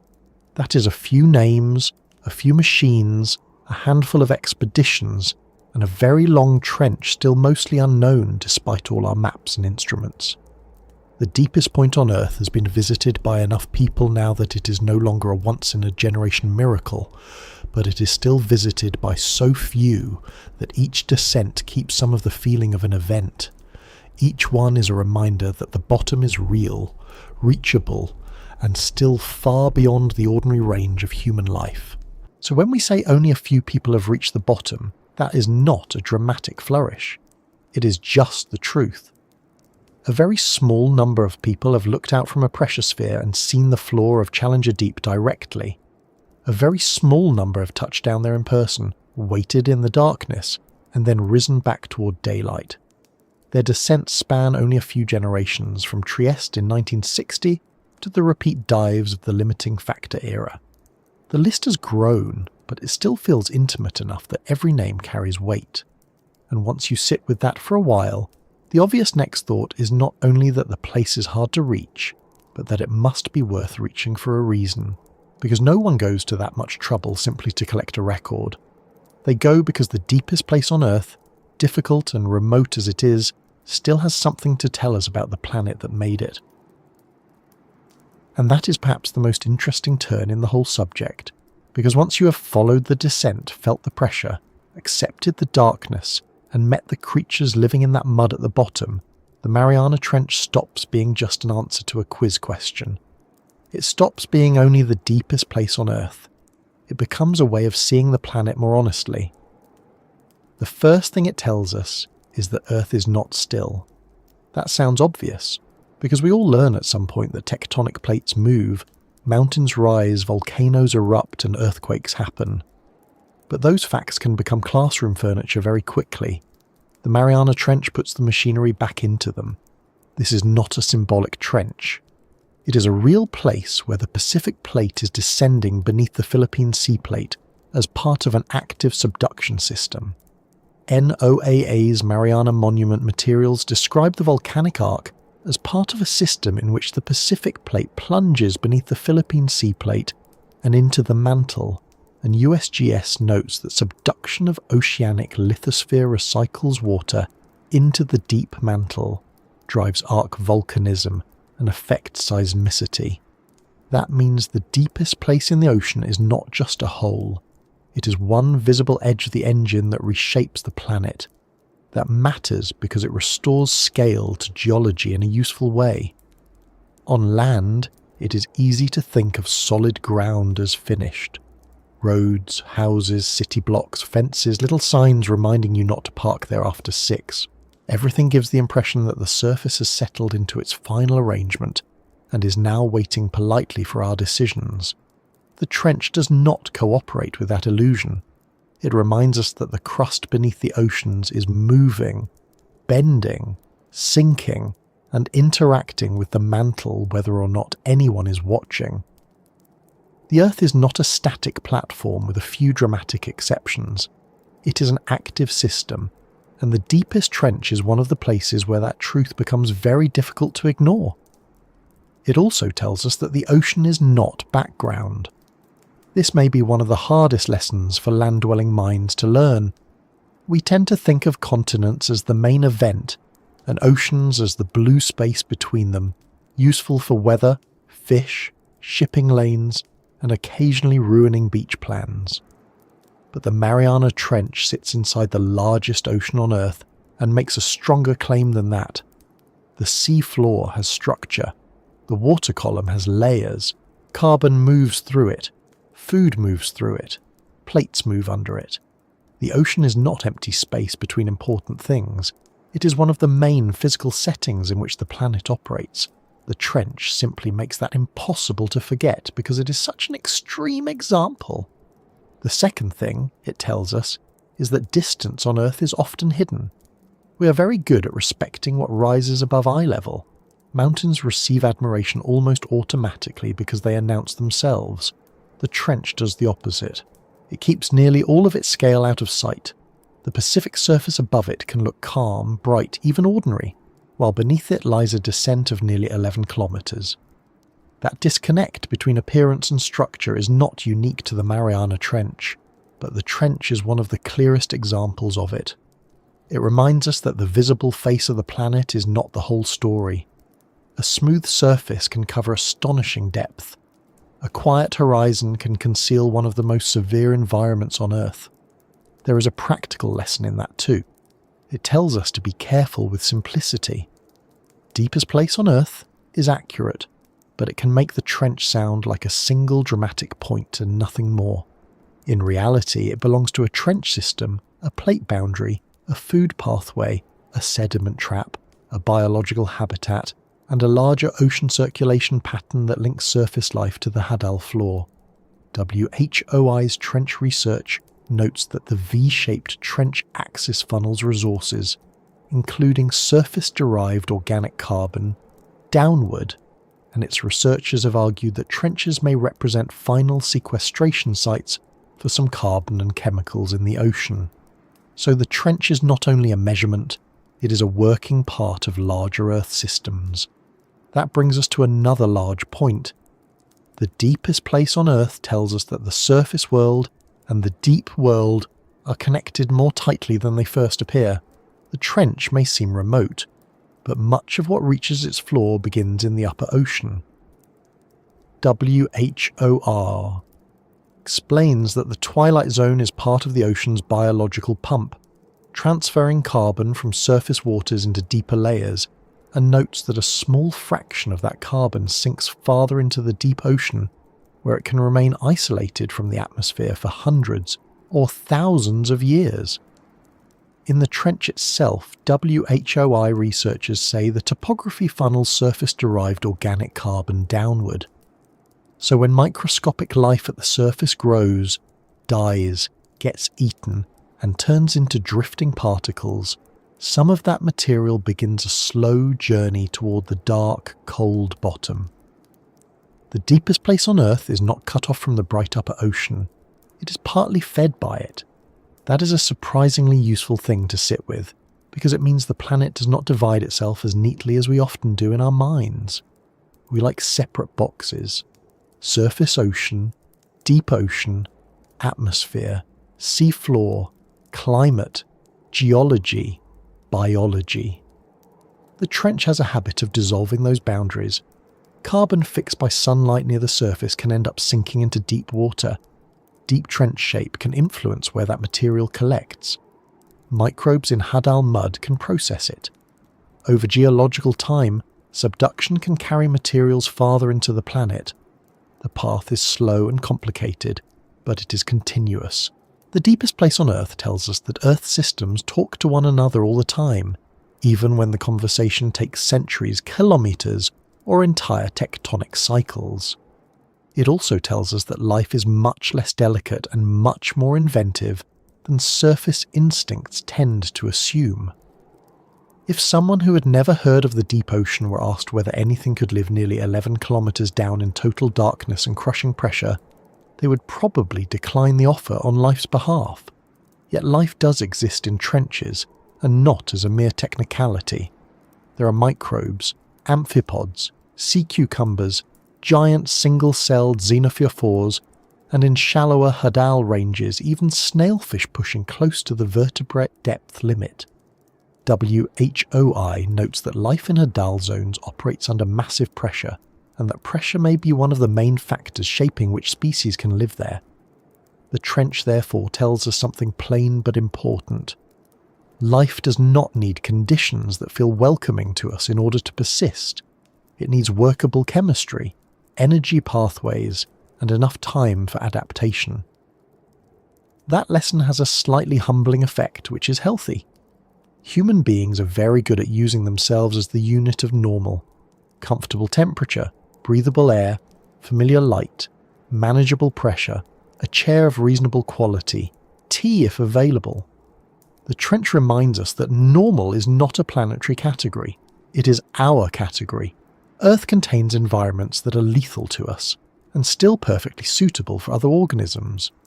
The deep sea does not look unfinished because humans cannot stroll through it. It looks finished on its own terms. The same can be said in different ways for deserts, glaciers, volcanic vents, and polar seas.